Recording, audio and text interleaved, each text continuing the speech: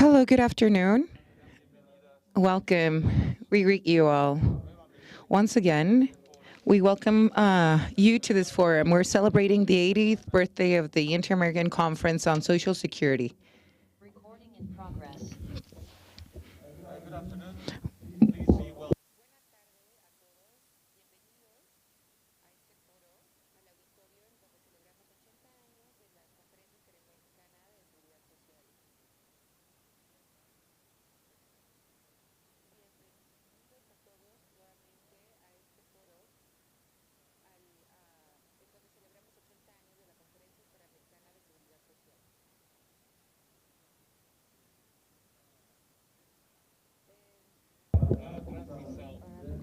Ahora les recordamos, now we remind you that the transmission of this panel in Portuguese has been streamed through Facebook. If you want to find the CIESS, you can find it in that digital mean.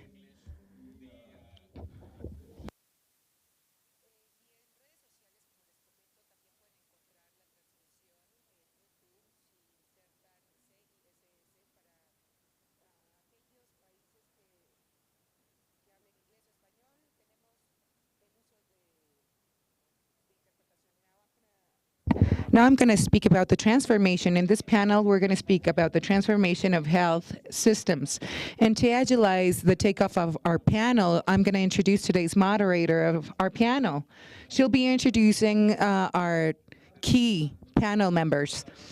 In her role as a moderator, we have Ms. Alejandra Balandrán. Ms.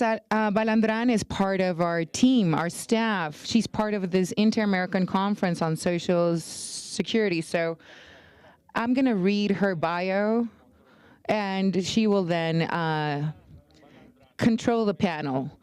Ms. Balandrán is a midwife, surgeon. She's also an environmentalist expert in health and evaluation of research healthcare systems and programs. She works with different health institutions. She's also collaborated with Berkeley at California. She's has a PhD in science and management of health thanks to the National Autonomous University. She has also been appointed to work in the public and private sector as a director of structure and resources for different sectors in the master plan at the board, which plans specific health initiatives in Mexico. She's technically coordinated with excellence at clinical level, and she's also been in the Mexican Institute of Social Security, IMSS, and she's currently the Director of Evaluation and Research of the Healthcare Systems in this Inter-American Conference on Social Security. That's why we're so proud of her. Her areas of interest are inequalities in the healthcare systems, and the network that we integrate in healthcare and medicine based on evidence and specific models through which we provide specific attention. Welcome to this conference, Ms. Balandrán. Dr. Balandrán, we're so happy to have you here as our moderator. Just take over the panel.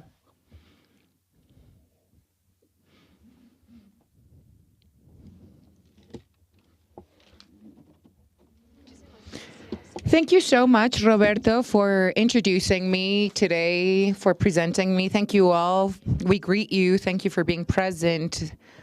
Those who are connected remotely through some digital means, we thank you for joining the Inter-American Conference on Social Security. We thank you for your interest and for being present.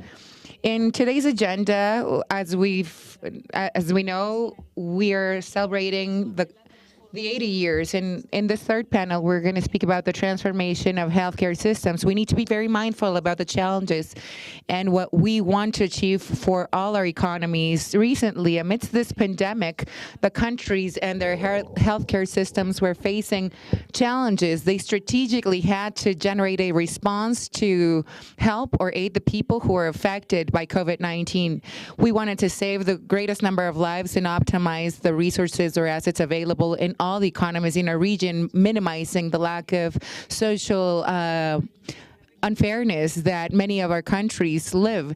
Obviously, Mexico is one of the cases. In Mexico, we had to face many challenges, and this pandemic is one of the toughest challenges in the last century. We had to continue lending services amidst all this. Brazil, Mexico, Peru, Costa Rica, and Dominican Republic converge. They meet, and we all understand that our territory is diverse and our citizenship is diverse. It's different, and there were measured death rates regarding the population, the total population density in each country, specifically in Mexico and Peru.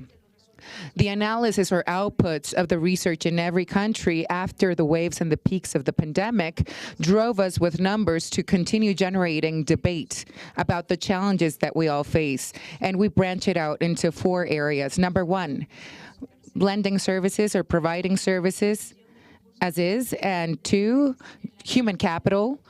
3, financing the situation. And 4th, last point, about the leadership. Now, the transformation of the Mexican healthcare system, integrating it to 2 subsystems that provide protection through health for those who are benefited by Social Security, that could historically break through the paradigm of the fragmentation in our systems. Now, the administration centralized its assets and try to achieve the execution of the duty with excellence and renewed those efforts to buy medication. Those were 3 elements or 3 actions that required a lot of work with society, governments, federal government, and local governments. In the case of Costa Rica, with their Social Security Institute, then during the last 10 years in Costa Rica, they had their pool of hospital networks through which they provide the top healthcare services. So they had to adjust or adapt, transform their healthcare units. In Peru, they face challenges. They also have to provide coverage and services for Social Security. And in the specific case, and when we speak of Social Security, the laws and regulations lead to certain efficiencies to the agencies that provide healthcare services, but these all pose challenges. There's social conditions, political issues, and macroeconomic elements to consider. There's important transformation or changes in the legislation of Dominican Republic, the duties, and financing and budgeting. All of this leads us to understand that the efficiency when lending a service correlates to all the challenges that these 4 nations have had to face. In this celebration of the 88th anniversary of the Inter-American Conference, we remember that the health is universal in all our countries. That's the principle. We acknowledge that society plays a crucial role in the transformation of healthcare systems. After or amidst the pandemic and with the outputs of the pandemic, we had to create fair, justice healthcare networks that are sustainable financially and that provide services with equilibrium. In health, without doubt, by doing this, we can generate well-being and continue strengthening the health of our population. In this table, in this panel, clearly we are working with those who draft projects of law or initiatives and healthcare experts or examiners in different fields. So I'm going to introduce now those members who are part of this panel. First of all, we have Mr. Armando de Negri Filho. He's an advisor in healthcare services in Mexico of the Pan American Organization of Health. He's representing this office. Thank you. We are also in this panel. We have the presence of Ms. Daisy Corrales, Dr. Daisy Corrales, who's loved by this conference, by Costa Rica, and by many other countries in this region. Ms. Corrales right now is the chairwoman of the CIESS. She's been appointed as health minister in the health ministry, also in different positions. We thank her for being part of this panel. We have the presence of Mr. Edward Guzmán. Mr. Guzmán is the general manager of the National Social Security Council of Dominican Republic. Thank you, sir, so much. Thank you, doctor. And also, we're linked to Gino José Carlos Dávila Herrera, Dr. Gino. He's the executive president of the healthcare unit or services in Peru. Thank you, Dr. Gino, for being here and part of this panel. So, without further ado, without further preamble, we're going to start our panel. First of all, the floor is for Mr. Dr. Armando de Negri Filho. So please allow me to introduce him. Mr. Armando de Negri currently is the special advisor. He's an international advisor in healthcare systems and works for the Pan American Health Organization. He's a doctor thanks to the Federal Rio Grande University located in the south region of Brazil, connected to McMaster University. He's an expert on emergency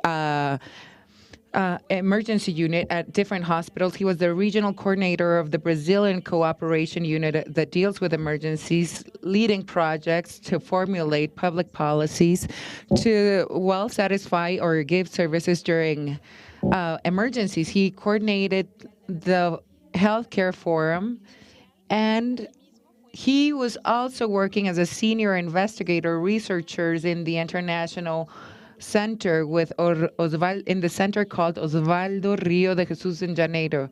He coordinated many projects with WHO, the Pan American Health Organization, PNUD, UNESCO, United Nations for Development, and he's cooperated with other stakeholders such as Belgium, France, and Germany. Thank you so much, Doctor, and the word is yours. With you, we start our panel today in this conference.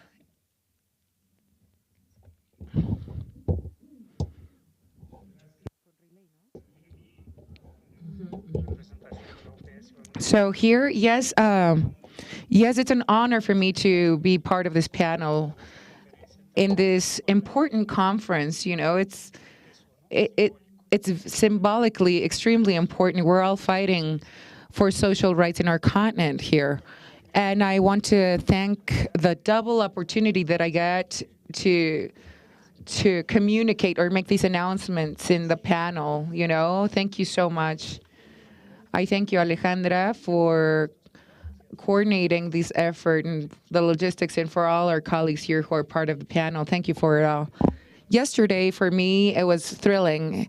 It was thrilling to hear all your words, the celebration in which we started the series of panels. And in 2022, what's happened here mirrors what we're trying to rescue. We're trying to rescue the spirit of 42, of the year in which we were constituted. So back then in the history of humanity, that spirit is here today in the way we're constituted. By consensus, we discussed matters of public matters, liabilities, public responsibilities, and correlations to the specific conditions that our population lives in. There's different concepts, but there's a solidarity element in social security.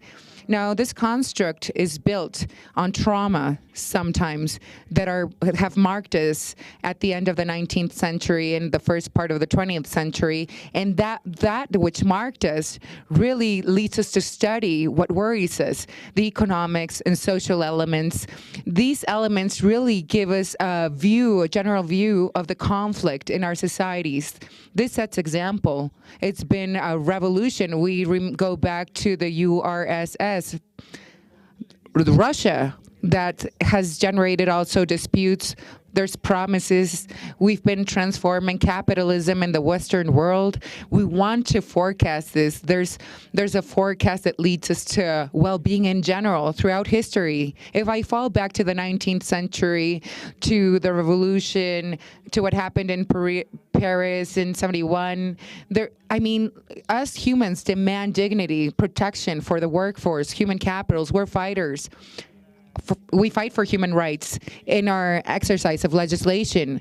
The legislation becomes material at some point in execution. So public policy, that are the bedrock of society were drafted after conflict and society's revolutions. The legal framework or the legislation strives to protect the workforce from different impacts. The impact of accumulation and capitalism that has no limits. That's why we see the books of Karl Polanyi, and Mr. Polanyi warned us about the cycles in humanity that are like a pendulum. There's no protection, there's openness, but we face the conflict. What's the response? We have to strengthen our law to protect our people's rights. Polanyi has specific constructs in his work about crisis and capitalist accumulation that lead us to conflict, that are the result of the 20th century. We're talking about the First World War, we're talking about the great crisis of 1929, then the authoritarian governments, the autocratic governments, and the Second World War. I mean, Polanyi, that's why we analyze with a pendulum, like history in that path, in that development, and the types of frames that protected our populations or simply didn't protect our populations. I mean, we had to formulate law to protect our social security, and it's become material. You see what happens about the Soviet wars, the disputes because of philosophies or ideologies. We see how progressive things have been in history with social rights fights, and we see it all, and sometimes history seems so far away. But speaking about the spirit or the essence of what we constituted back in 1942, and it's the spirit that joins Pan America.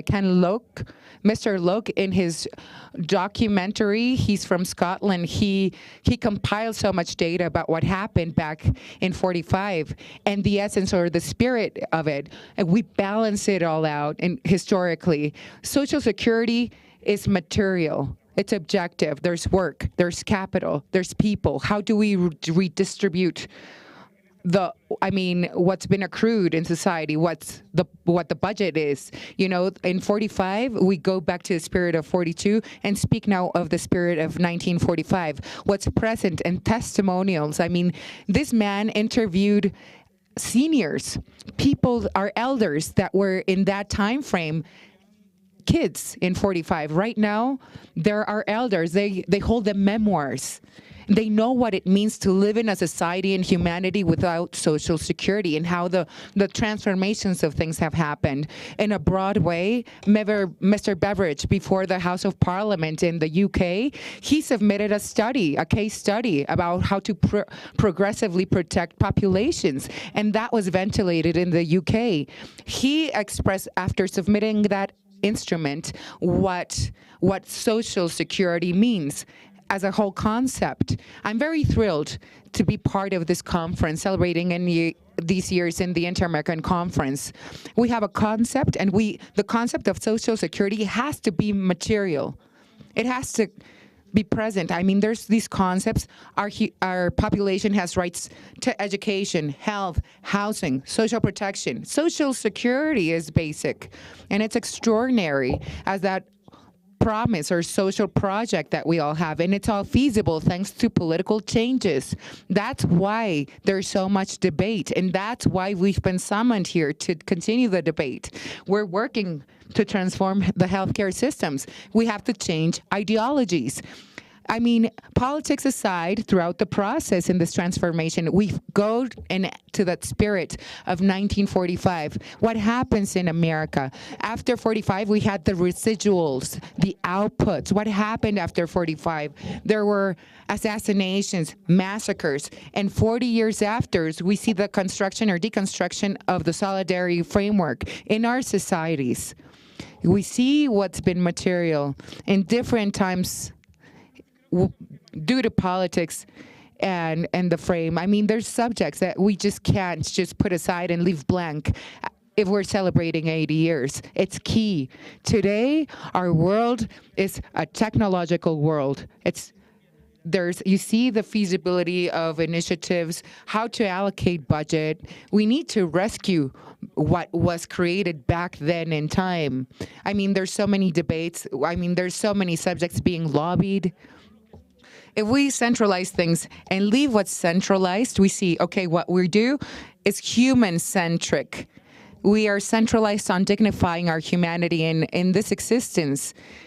at the center, there should also be elements of contribution balance with an analysis of feasibility of implementing this in society. There's policies which are austere, they're brutal, they cut budget, and it's brutal amidst the pandemic. And after the pandemic, 157 countries or economies adopted fiscal regimes of austerity. Do you know how this impacts Social Security? It's tighter. They're tightening Social Security to materialize Social Security. That's what we're doing. It's macroeconomics. There's that super avid. We see general ledgers, we see economies, we see the expenditures, incomes, outputs, etc. This has happened in austerity. We need to find balance, allow countries to pay their debts. Amidst the pandemic, the debts have grown. Countries are leaving the pandemic, recovering from the pandemic, quote unquote, with debts. The General Secretary of the United Nations specified that they needed to review the instruments of debts of different economies because as countries, we're on our knees, not just the Southern Cone countries. On July 28th, for those who are curious enough, the Le Monde session in France, the newspaper specified that they had analyzed the European healthcare systems. And I mean, there's hopeless. I mean, how is it sustainable? The healthcare system in Paris cannot be sustained amidst the crisis. The pandemic accelerated this crisis in Paris. I mean, what are we talking about? The systematic way of cutting budget has been seen. The workforce is exhausted because they've had to work. Our human capital has had to respond and work and continue working. There's also losses of jobs, cut of wages. Sweden is always, in its ratings, they're like advanced economies. They fight like the lack of fairness, but you see, they interviewed 50% of the first responders or doctors. They want to leave their professions because of the conditions at the workplace.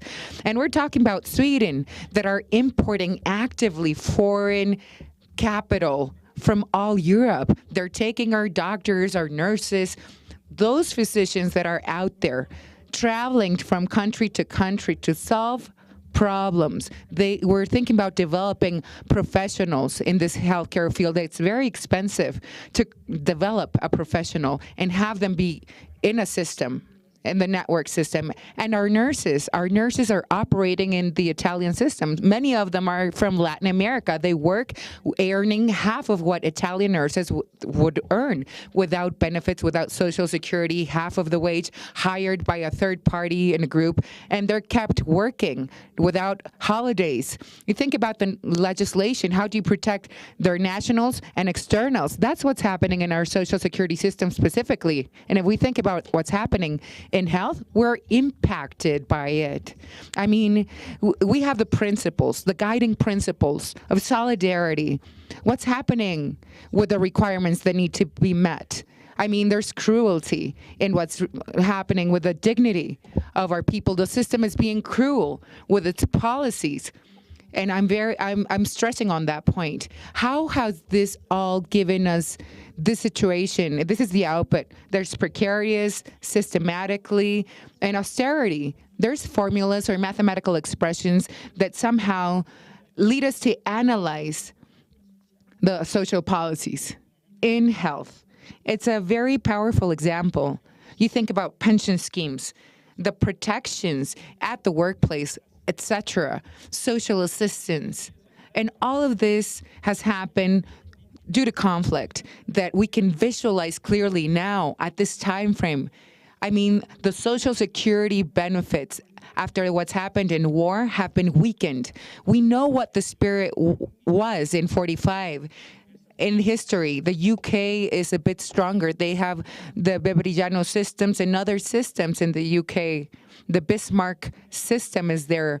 And Western Europe somehow used that through decades to protect societies. Now, there's so much to debate. There's so much to deal with in this crisis. Crisis is not just happening due to nature. They're politically built out of disputes.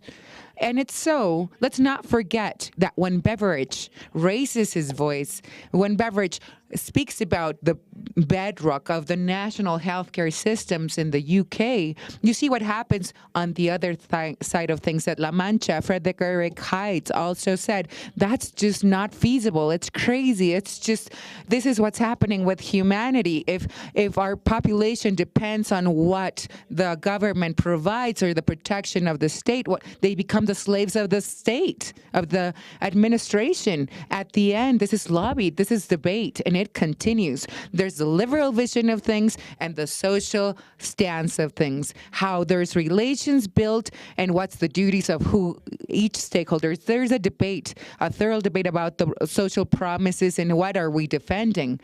When we see the conflicts that are very acute in the 70s and 80s, what happened in the 70s and 80s generates what happens with the neoliberal hegemony after the Washington Covenant and Consensus that affects us here in this venue clearly. They needed structural transformation, and in the 90s, they were devastating. I remember what happened in Africa during the 90s.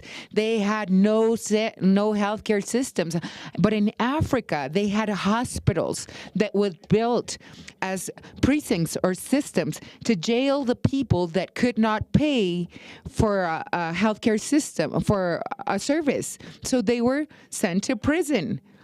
And people in these countries were just desperate. Simply why? Because the amendments were promoted by the World Bank and during the 90s, you see? We see that there was a lack of public infrastructure in many countries, and in southern countries, you see in other nations, new nations, and in Africa, what they had in public infrastructure was destroyed.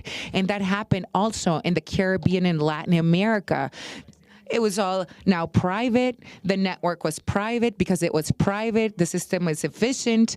And if the lack of efficiency of the state generated that idea, and the contributions and the fees lead us to think about what happened, who lent money to who in a whole system.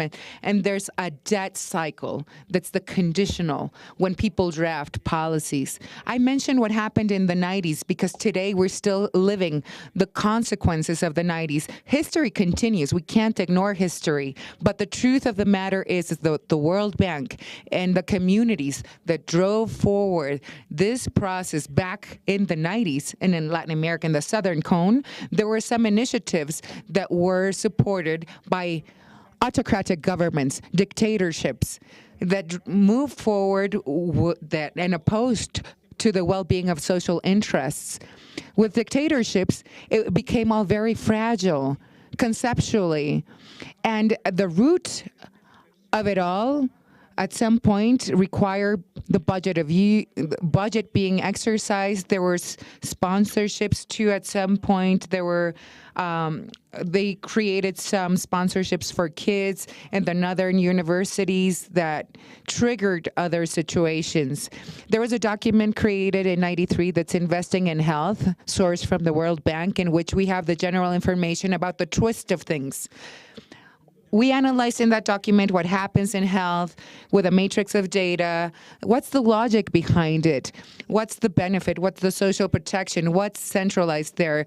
There's the intervention in that document and the intervention of the state. Neoliberalism doesn't want the government or the states to disappear. They just want a government that meets their needs, right? Is that correct? And there's many amendments generated from the state. There's the judiciary branch, the legislative branch, the executive branch. And those branches create all of the situation amidst globalization with that touch of neoliberalism. They build borders, and social security becomes a barrier for competitivity at a global scale because it impacts the general cost of what we all produce. So as part of this process, we have to understand what's generated. There is a clear, profound impact. it affects our development, the development of public infrastructure, and what's public for our workforce too. And with that tendency, we eliminate the coverage of Social Security that we had thought historically as, if we go back to the promise or the spirit in 42, we think what happened then in the 60s and 70s and 80s and what politically was the turmoil in all our countries. I speak of this in general terms, but I know that each economy, each nation, and each region has its specifics. In their history. We all have that political resistance in our economies. There's some that avoided the total transformation of the Social Security systems. And there was ways to find budget, and the public and private sector has its outputs. The results or outputs vary. What I admire here, what I can observe here, and what this means to Mexico is the Social Security Institute of Mexico, IMSS, prevails. There's other institutes that have resisted this avalanche with a lot of restrictions. These agencies have lost capacities, but they have not lost their spirit. And that spirit embraces this venue and what we've been doing in Mexico and what it all means. The context has been unequal. In health, we see it historically as part of the general history. In 78, I don't know if you've heard about the ALMAT conference and session that took place back then.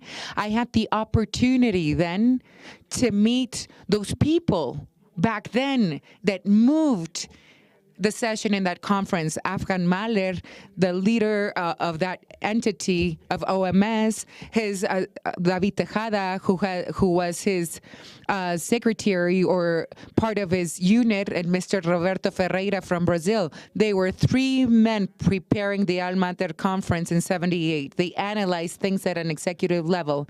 Back then, they wanted to move forward, narrow the gap, fulfill the promise of Social Security with power. Almat, that conference in Kazakhstan, right then it was still part of Russia, of course.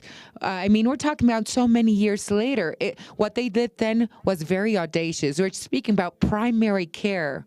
They discussed total coverage, primary care in the healthcare systems, framed by Social Security. It's all there in the Almat session. Almata in 79, after that, we strengthened and consolidated those actions. And then there was the situation with Reagan, with Thatcher, and the neoliberals in Washington. There was a counterattack or counterintelligence. We had primary care. There's simplified ways of providing services in the healthcare field that still, it's a perturbation. We see the semantics of the whole situation. It's not just that primary healthcare services are essential with solidarity, and it's our right. There's a decline in the primary services for our communities with community stakeholders. Those actions were preventive. Some entities separated the people that could pay for the services and those who couldn't. So there was a use of budget and capital, and there was a burden in healthcare systems. Technology in general was used. There's experts in the healthcare field that provide their services, and there's the use of budget or execution of that capital, exercise of capital. Now, what happens after all of this struggle? We continue fighting. I am Brazilian. I have to mention it. In Brazil, we're fighting dictatorship. There's a project to build democracy, providing a system that gives services at a universal level under a dictatorship. The universal principle of coverage of Social Security is a right, and that has its frame, because it's extremely important. We have a universal system, but that system from birth has been restricted with budget, and that's where debate starts. So along this journey from Almat 78 to today, the present, today we have that debate about the elements of universality in the services that are provided, and we, in a progressive way, have to create specific packages of services. We have to mediate and understand which services are offered with the principle of universality. Not there's fragmentation, though. This would be very useful, and we could define sector by sector. Where's direct fee payments? Where are the beneficiaries? Where's the insurance? The insurance is almost always of private nature. Where are the public funds of government, of the state, that should allocate budget, making it sustainable? The private insurance as entities they're also there, and the private and public sector are there. There's a fragmentation of things. There's a structural pluralism as well. It sounds very pretty, and that formulation has devastated the social interests. Today, we're facing the situation as is. It's true, in this new political cycle that Latin America is living, I think that this is a new political cycle. There's projects, initiatives, legislation in a fragmentation context. We want to strengthen the promise of Social Security with solidarity. It's a cumbersome challenge because the economies have brutal restrictions, and I insist, if you read what the General Secretary of the United Nations mentioned, is the idea to protect the systems of universal health care mean that there's going to be a strong debate about economic structuration, and Carpolani could say we have to insert that economy in correlation with the social rights or social services. There's so much to give back. Health as an isolated sector is something that we have to build with a legal framework of Social Security. How do we take ownership of the products of what we've produced with all of the capacity? We've incorporated elements of productivity in correlation to the wages. Today, those who pay their fees or contribute with a classic scheme of Social Security in correlation to what we call, there's a fee, there's an income, and there's ownership about the production that's part of capital. And how are these fees incorporated or not to the wage? There's minimum wage policies that are analyzed. Really, you see the procurement capacity versus the income per capita. This study of economics is key to make Social Security equalitarian, to strengthen our economic development as a whole. This is why it's so important for us that in 2022, we rescue the spirit of our Constitution in 1942 to protect Social Security and health. In my next participation in this panel, I'll speak about this with greater detail. Now, we're facing the situation. We need to restructure and think about the debate of public interest. What happened in 42 led us all to consensus. The consensus was we need to strengthen the capacity and the interest or assets of public interest. And that's something that's been lost after these 80 years too. It's our mission or our mandate in this community. We're building Social Security. If you're true believers about solidarity for Social Security, let's rescue that spirit. Let's protect what's happening in the public sector. The pandemic left us a bit bitter. We weren't capable amidst the pandemic to recover totally the idea of solidarity in essence. You've seen that. You've seen what the vaccination strategies were, and they were used by, there was nationalism with vaccination. So there was a lack of equality. There's some basic assets. These were assets that we had to use. The vaccines were assets as a response amidst the pandemic. Let's think with perspective. There's capital, there's finances correlated to the creation of public policies. That's why today, the name of this panel is Transformation of Health Systems. We have to ask ourselves, where is this transformation going to lead us? Where are we going to lead this transformation? Because the direction, if we're just going through it with inertia, it's like there's going to be greater restrictions of the with the financial system. Then how are we going to work with solidarity to build a healthcare network? How are we going to build the mechanisms to strengthen what's happening? Or are we going to make it lack of equality even a bit more profound? Is there solidarity? How are we redistributing? It's a very important point in history.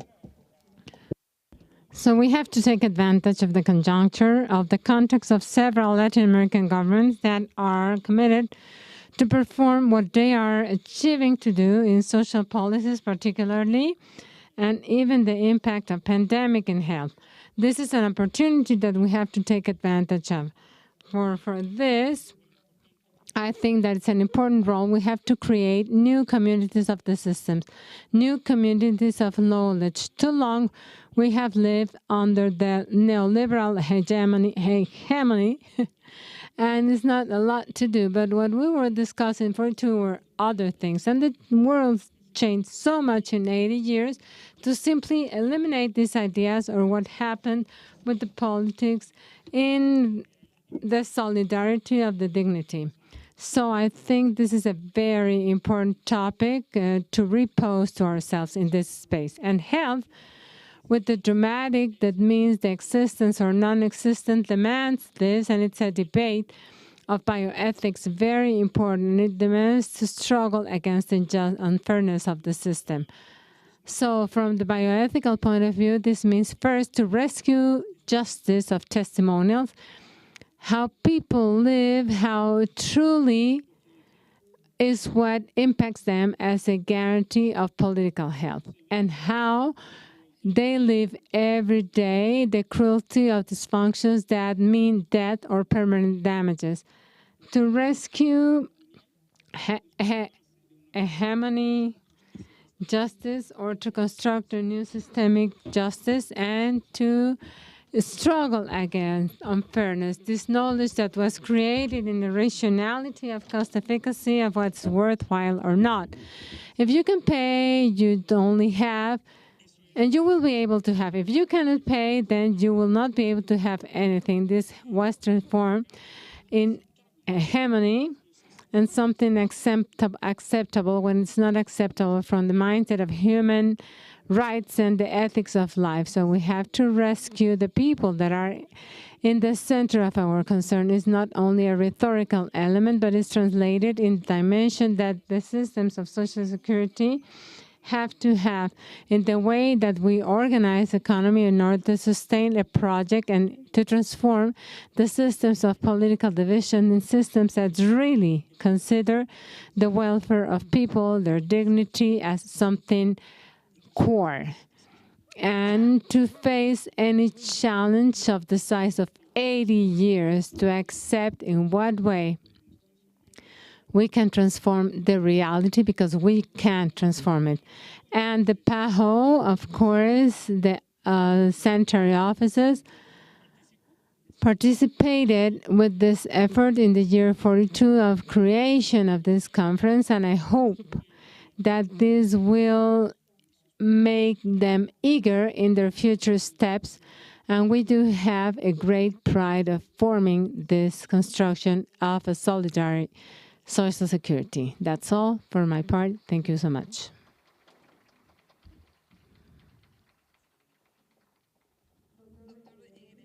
Dr. De Negri, of course, I congratulate you and I celebrate your beautiful conference. We really thank you so much. There's a lot to say, and the reflections on the topics that you talked about in your conference will be rescued in the discussion that we will have in some minutes. I'm going to open the floor because we trust that we're going to have a lot of space in order to be able to have a Q&A session with the participants of our panelists. And thank you so much, Dr. De Negri. So I will allow myself to pass the floor to Dr. Eduardo Guzmán Padilla.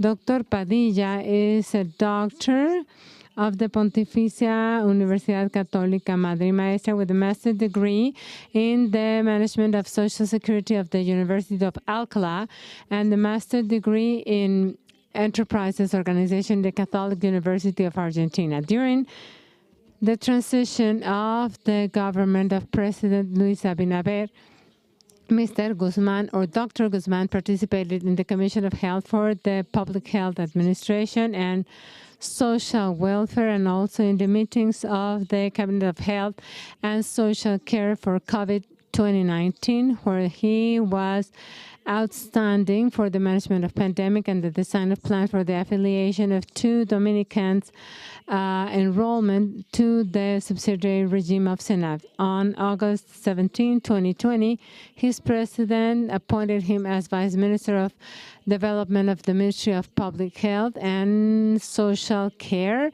and being also the member of the Health Cabinet or the Dominican Republic and the Accelerator of Elderly of the National Plan of Vaccination Against COVID-19. Before his appointment as the Vice Minister, Mr. Guzmán was the person in charge of medical audit from the Safe and Security of Health, and he coordinated the projects and the macro agreement between National Services of Health and CNSS, and as I told you before, he is the President General of the Council of Security and Safety. With all this trajectory, we will pass you the floor. Dr. Guzmán Padilla, please go ahead.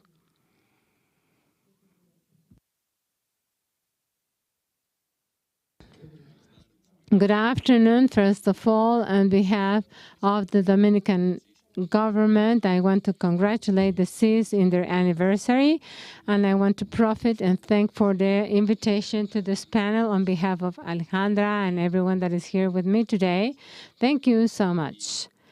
And well, the transformation of the health system of the Dominican Republic, mainly in the framework of pandemic, we have to mention that started approximately 21 years ago with the modification of the enactment of the law of health that was enacted on May 2001, and the law that created the Dominican system of Social Security.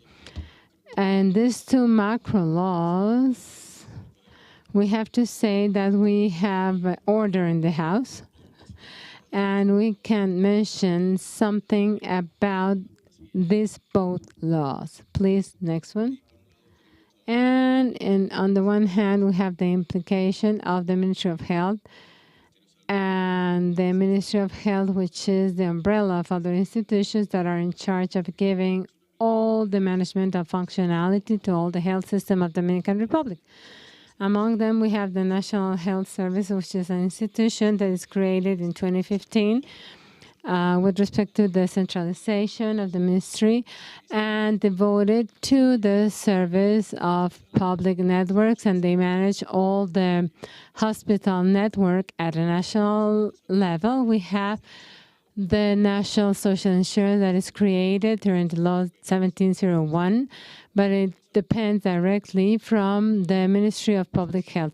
We have the program of medications that provides all the medications in the Republic, around over 500 pharmacies in the people, as we call them in our country, to all the population. And of course, the Ministry of Health is the head of all the parts of private health providers. We have the audits of the Dominican system of Social Security presided by the Ministry of Labor in the quality of president, and also the Ministry of Public Health, the vice president of this council. The law 1701 creates some institutions that are in charge of surveying all the Dominican system of Social Security, where we can mention 2 sides, which is one of health and the other one is the superintendence of functions.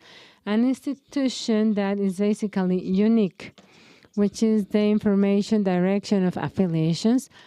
It's in charge of educating and defending the people in the framework of Social Security, and we have the Dominican Institution of Provision of Labor, before it was called ARM.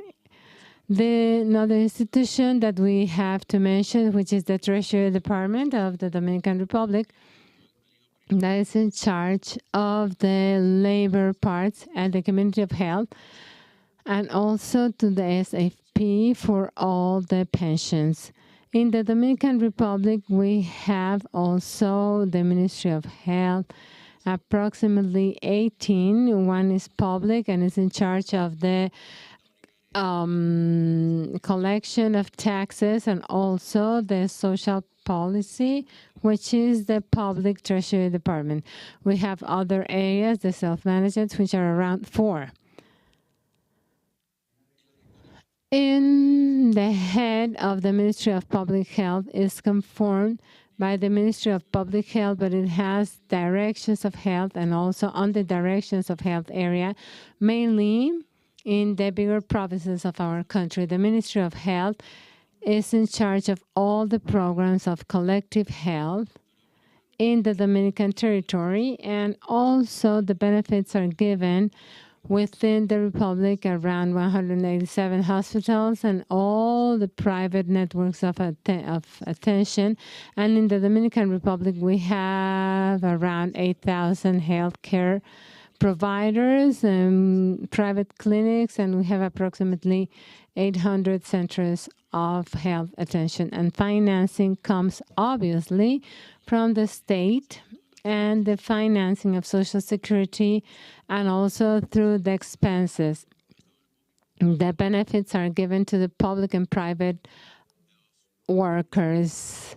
The most important thing as of the collection of this law, we can say that in 2001, the Dominican Republic Social Security had approximately 7% of the population, and today we had 28% of the population affiliated to the family health providers, which is a change in the benefits of public supply with a systematic differentiation. We have a public supply that was very limited before, and now with this creation of this health service, we have a well-structured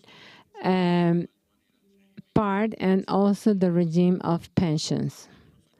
We have a supply of services that improves in the public and private area. We have a lot of capacity. We're a country that have 10 million Dominicans, and from point to point we can go and we can travel in 16 hours from the border to Punta Cana, and we have a network of service rendering with a considerable ability that we can say that is satisfied as of today. So we also have the access to drugs and medications through the program I was mentioning you of essential drugs and the functionality and synergy of high-cost medications between the Ministry of Public Health and Social Security. Today, around 32 molecules that come in the program of high-cost medication are covered within the Social Security area. The separation of functions in the Ministry of Public Health goes in the service of public health. The financing on the part of the National Health Service has helped to the modulation of financing within the system, Dominican system of Social Security. The integration and support in the health events before COVID influenza H1N1 implies Social Security with a synergy of public health of the program of high-cost medications, and we can guarantee medications to the person that is affiliated to the Social Security and the population in general. This insurance of health has contained the expenses per diem of the people of the Dominican Republic, and 60% has decreased their expenses, which now it's 42%. It's still high, but in 20 years, the Ministry of Health has decreased these expenses in the family. We were able to implement an inspection and regulation mechanism of the financial control of the Dominican system of Social Security. It's a hard work in the Superintendence of Health that has allowed us to have a financial balance, and we have never seen this in a financial deficit. Not collection, not paying the service renderers.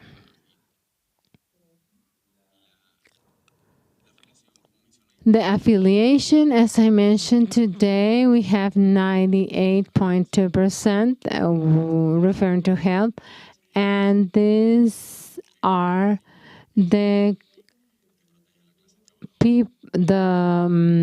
family nucleus that is subsidized by the people and that have different economic universe and a population of 100,000 people that have a pension and have their own regime of financing and health service rendering.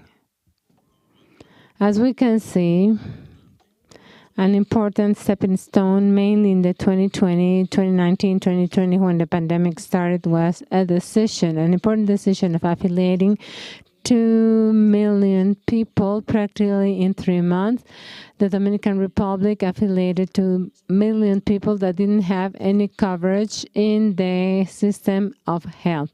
So in the Dominican Republic, the family Social Security is the same for everyone, but in the subsidized, the Republic can be taken care of like either public or private, but the public insurance company has to guarantee what is included in the benefits, even if it's not in the public network. So necessarily, they have to go to the private networks and purchase this service that is included, and the Republic may not offer it.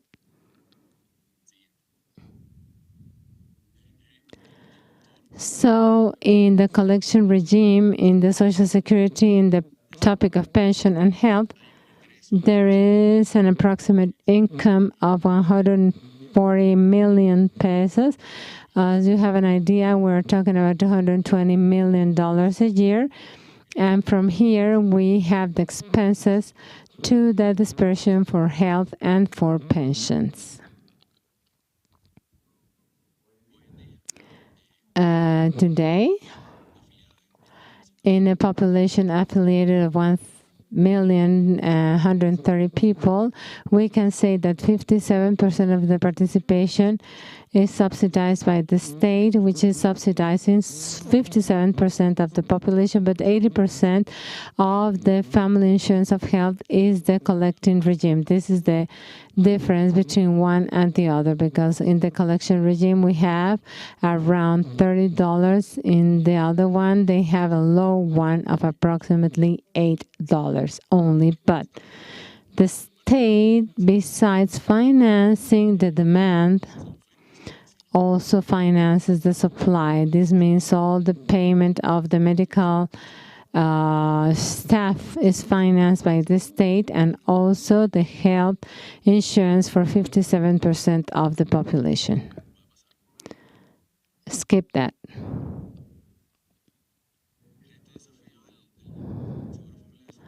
So this is the health system in the Dominican system, to have a comprehensive pension for all the population with a preventive focus. We have talked a lot historically about pension in our country. That should be the port of entry to every health system. But today, the access in the Dominican Republic is very easy, but generally, it's an access of second and third level. We do not have an entrance door that can have a high cost in benefits, and it's a debt that we have called a great consensus in order to be able to achieve that the primary attention may start in the Dominican Republic. The universal coverage, we have 28%, but we still have an uncertainty. In several years, the Dominican Republic will have the first one of people that are pensioned by CFI, and this has not guarantee of the family insurance, but a financial topic. This is one of the main challenges in the next years. Every person that is pensioned by this regime don't have any problem, but approximately in 3 years, the topic of the CFI, people that are with pensions, will have to be taken care of. Other challenge is to increase the public investment.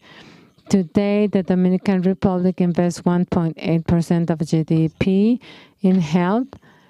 around the total expenses, which is 11%, part of the public investment, part of the Social Security, and also the expenses that is still very high. Another challenge is to decrease these expenses, and mainly in medications. 70% of the Dominican Republic is in medications.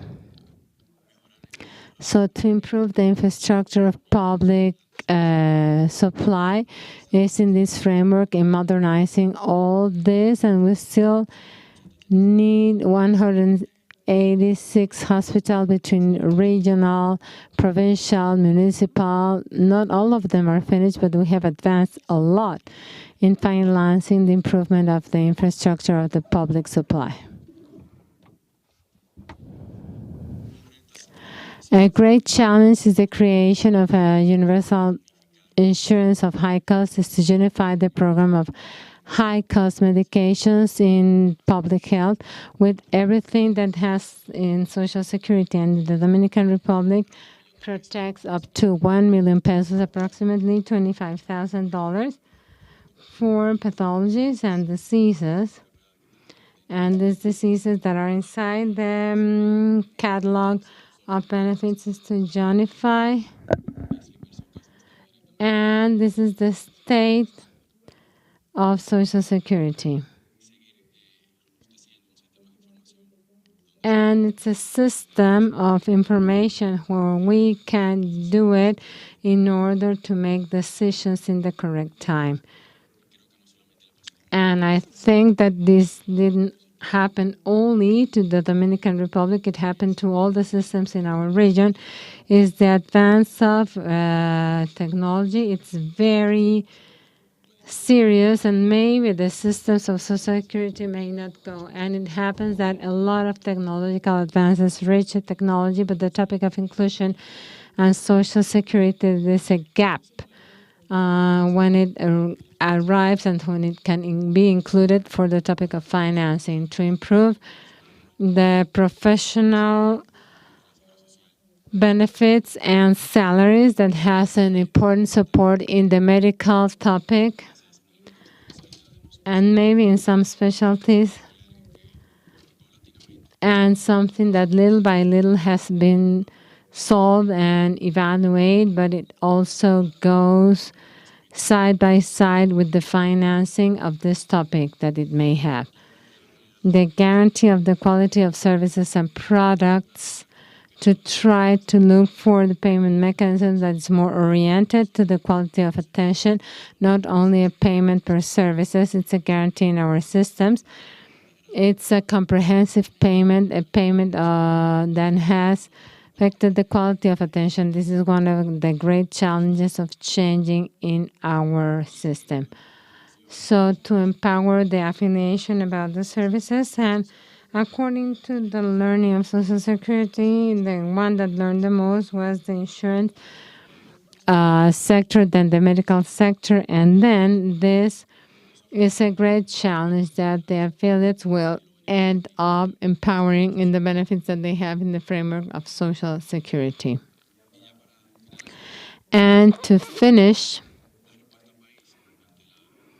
the answer to COVID-19 and the interaction that the Inter-American COVID system had in order to take care of pandemic in our country. So briefly, I want to mention that in our country, we have acknowledged internationally the answers of pandemic, and we have a lethality of 0.78% of the population. And we had a network that unified the private networks to public networks in the attention where the capacity of beds was increased in this kind. And in the Dominican Republic, 98% of the population that had COVID didn't pay 1 peso. Everything was financed through the Dominican state through Social Security. So they gave trust to the renderers when they took care of the people, and they gave the trust and to have the resources available in order to guarantee the payment of the services to every population. So, very important, the topic of vaccination. In the Dominican Republic, they did a great public and private alliance for the topic of vaccination, and we were mentioning in a table that we were sharing the logistics of vaccination and the interaction that was fundamental. In the Dominican Republic, who else offers the cold chain? And then it had a lot of success. Public health was in charge of putting the vaccine, distributing, and all this logistics of distribution was towards the private sector. We could, in 32 provinces at the same time, vaccinate the whole population that wanted to be vaccinated. So the Dominican Republic, we didn't save efforts over $25 million in vaccines, Sinovac vaccines, AstraZeneca, and Pfizer.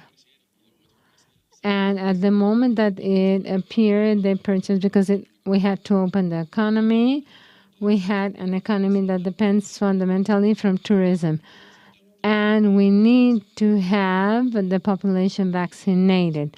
So today is in the statistics that is updated in the Dominican Republic. They have 1 dose, and more than 2 million have 2 doses, and over 2 million have 3 doses. And the scheme of vaccination was changing, and then we placed 1 dose of response. So the Dominican Republic support of COVID-19, when it was detected on April 1st, 2020. There is something for the tests and for where they came from, 14 billion pesos, $350 million dollars, and the Dominican Republic of Prevention and Protection was this first place in the Dominican state that went to look for fresh resources in order to face pandemics.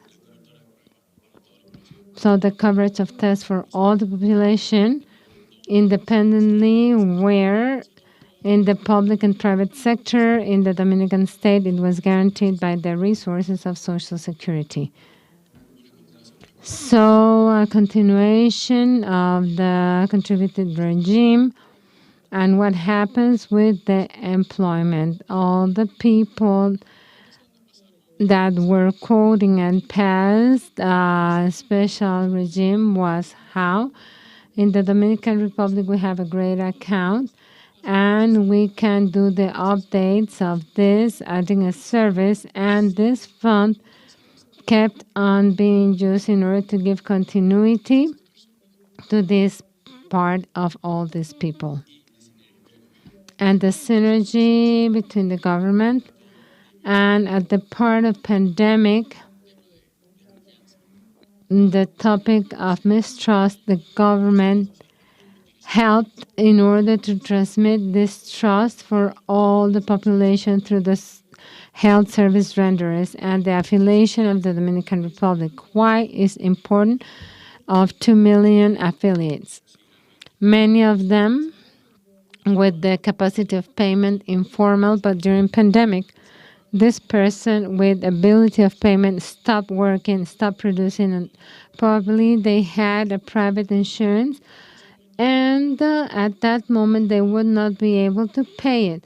So the Dominican government affiliates everyone, and today we had 98% of the Dominican population with health coverage. The Dominican state invested approximately 70 billion pesos without mentioning the part of vaccines, 17 million pesos, 350 million pesos for COVID.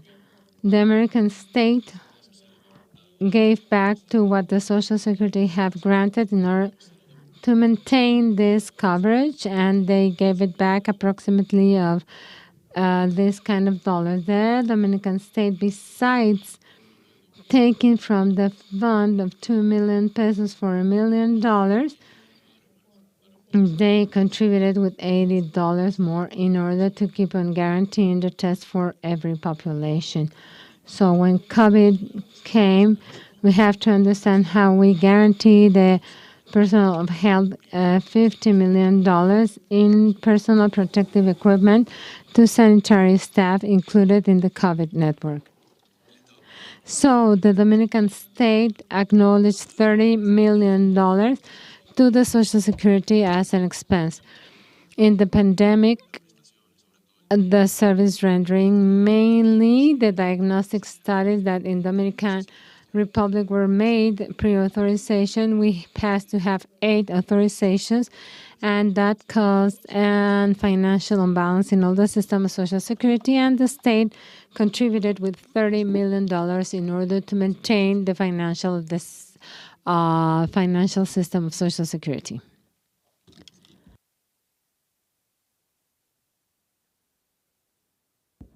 So at the end, we got the congratulations by the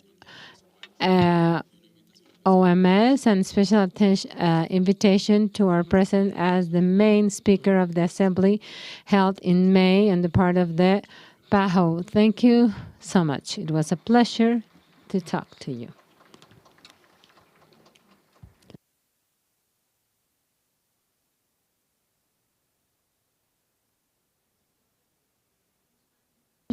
Dr. Guzmán, thank you so much for your participation. I'm going to allow myself. I'm not going to give a final conclusion of the presentation in order to listen to the expertise of our panelists. We know that we still have 2 participations, each and every one. We hope 15 minutes in order to give 15 minutes of a Q&A session, and then I'll pass the floor to Dr. Daisy Corrales. As you know, Dr. Daisy Corrales, she is a surgeon and a doctor specialist in management of health services, member of the College of Doctors and Surgeons in Costa Rica, with formation in medical sciences, over 35 years of experience in high management in the multiple scenarios of the health system of Costa Rica. And she has performed a wide range of charges in the Costa Rica part of Social Security and the Director of Establishment in different levels of attention of the installed networks, the National Director of Health Services. She has participated in technical commissions for the decision-making process of high level. Also, the Manager of Cooperation and Best Practices, and health and new health with management experience in the corporation sector of health. She was the Minister of Health of the Costa Rican Republic, Academic Director of the College of Doctors and Surgeons in Costa Rica. She has had an academic experience of over 30 years as a professor in public health, also in public universities and private universities, and she's the director of the Inter-American Center of Social Security in this Inter-American Conference. We pass her the floor. Thank you, Doctor. Thank you so much, Doctor. And all our peers here, Dr. Negri, hello, Dr. Guzmán, hello. And thank you so much for your participation. We are learning by little, step by step. When we're talking about transformation of health systems, we are talking about very complex phenomena, and they have been very constant in the history of health.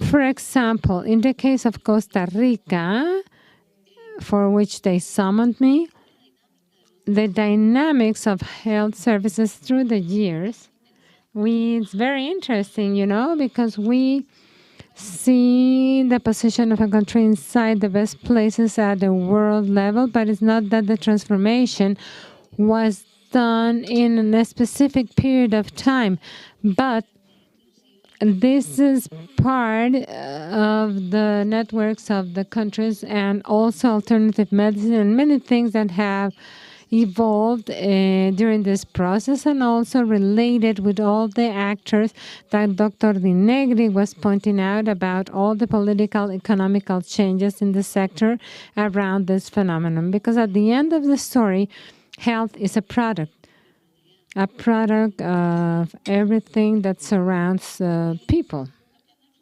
So, with respect to the transformation of health services, he and several entities that have posed important models and that show routes and processes that may favor these changes, and many times the change is given in an empirical way, but when we compare it with our models that are posed from the theoretical and conceptual point of view, there is a convergence, and there are things that have a lot of impact in health services.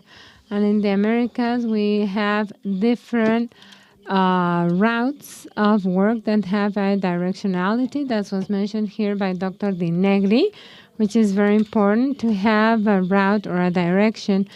And this is what we want to know. What do we want? So we are looking at what's been posed in international entities and then has been world consensus from the different organizations. So the health system, the ideal health system, to say it in some way, has the characteristics and a unique model where they do the presentation or the segmentation of the services. And it's a service where they consider the interculturality and the intersectoriality. It's a equitative system of the protection system. It's a public system, although it's very important to consider that, as we have said in this table, the health sector is a comprehensive sector where we find the private and the public. If we want to talk about the services of the country, we have to have all the possibilities that are existing, and we also talk about the financial independence. For example, here within the transformation, there is a series of important keys that we have to consider in the health services at present. For example, we have like a center, the right to health, and also the services to the human being. In that sense, talking about the human being, we're going to have theories of human rights that are being incorporated and have to be considered in this transformation models. Within this, we're going to have, for example, the multi-conception, including the process of health and illness, where the analysis at this moment is founded in a series of chains of information that give a value added to this conception.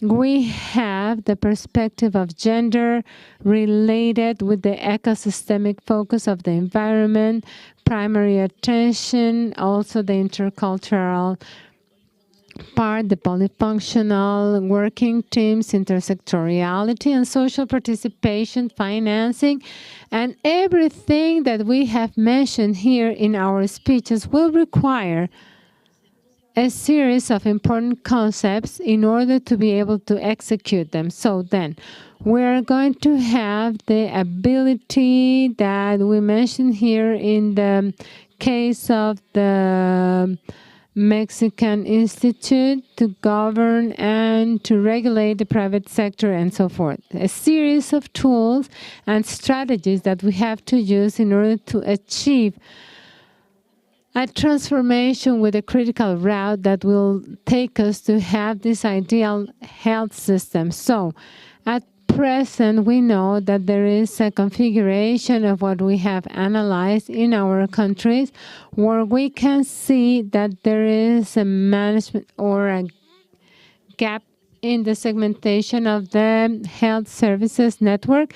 An important factor is the emphasis on the concept that we manage in each and every one of the countries, and it's addressed to this concept of if they are taking the most integrated concept that is not only the epidemiological part.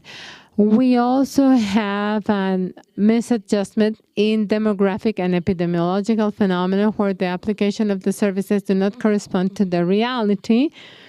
The standardization programming that has been a very important tool, but sometimes the norms are opposed to the innovation of health services.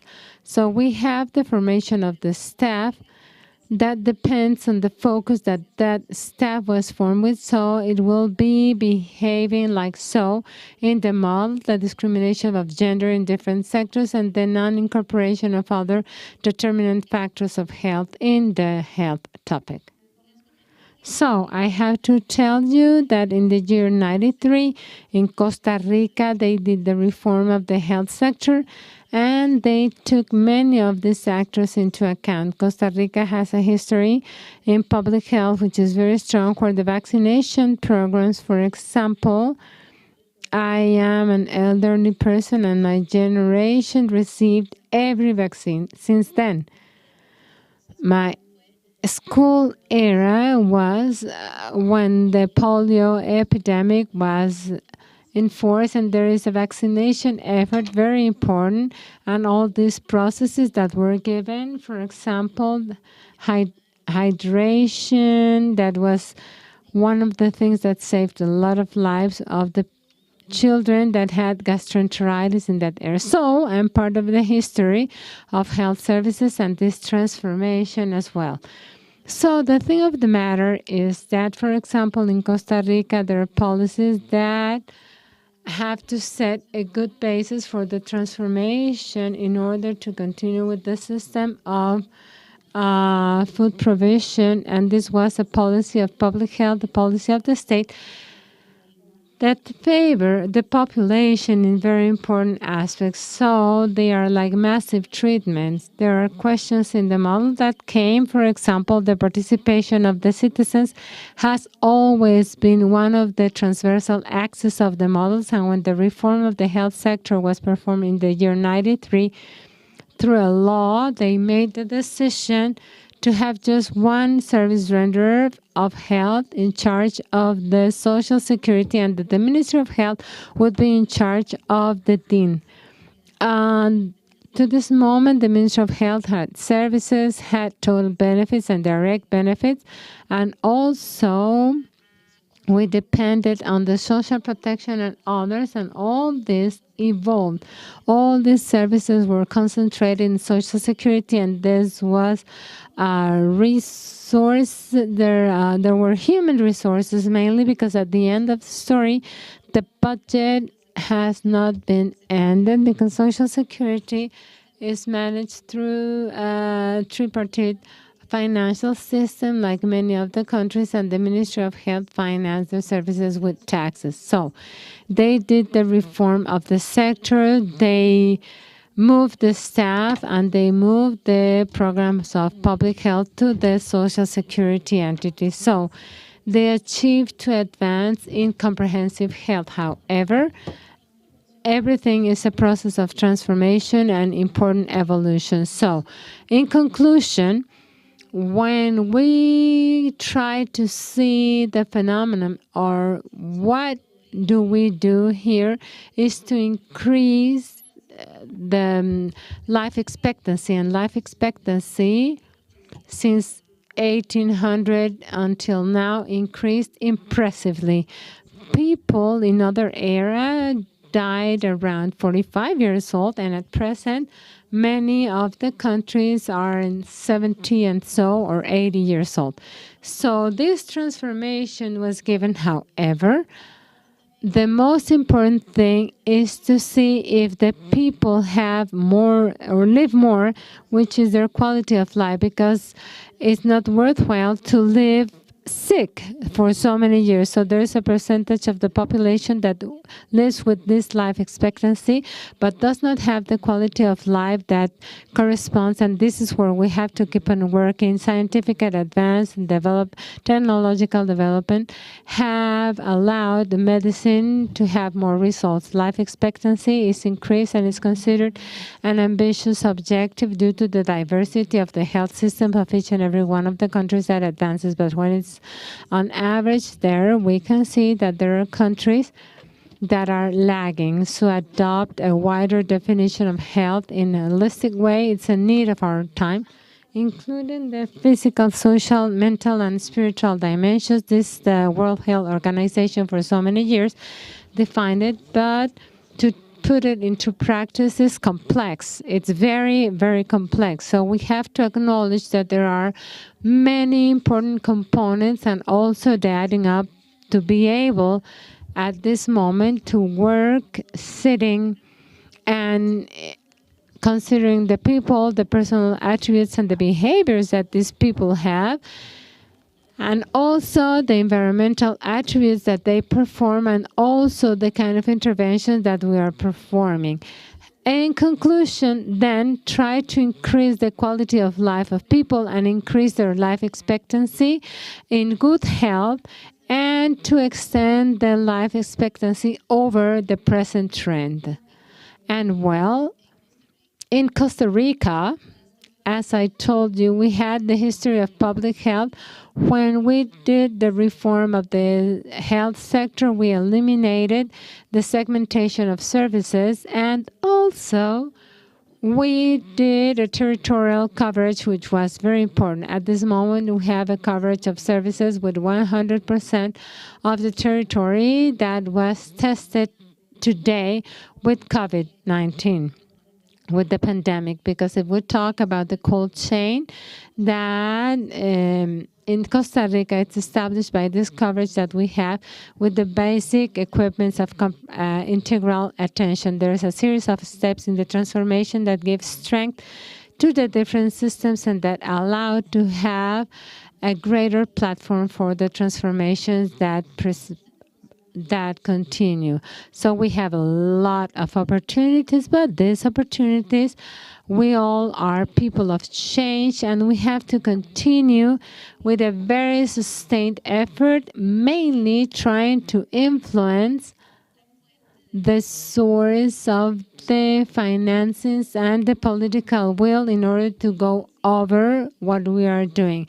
So in that sense, the states have to convince themselves that they have to invest more in promotion and prevention, not to consider these services as an expenditure, because many times when they are allocated to the health sector, they think that they are trying to do an investment more in these topics than in what they're going to do to avoid that the people will stagnate. So it's important to promote comprehension of health with better information, and base our information in this world.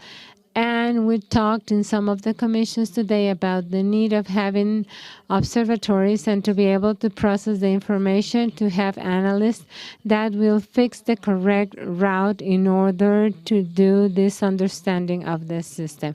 It is very important to scale what we need and what works for us. We are sharing these experiences. When something works in a country, the differences that we have are not as deep as not to let them work in any other country. So this is very important. We have to innovate even more. We cannot be without innovating, because this is the motor of transformation that we are talking about.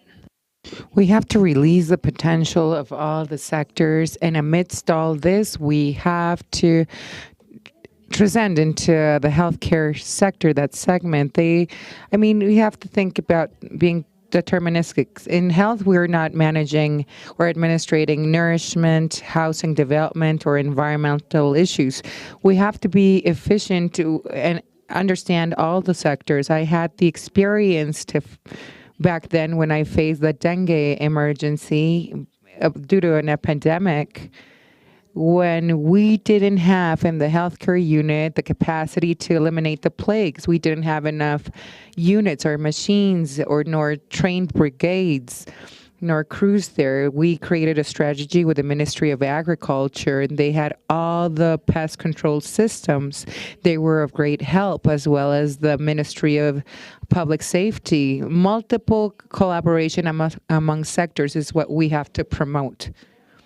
And we have to see the whole cycle of opportunities that we have before us. We must invest in prevention and promote the comprehension in this modern times of what health is and its scalability. We have to release the potential, full-blown potential of all the sectors amidst radical change. I believe that now is the time to steer the wheel and just rethink the system. The system's there.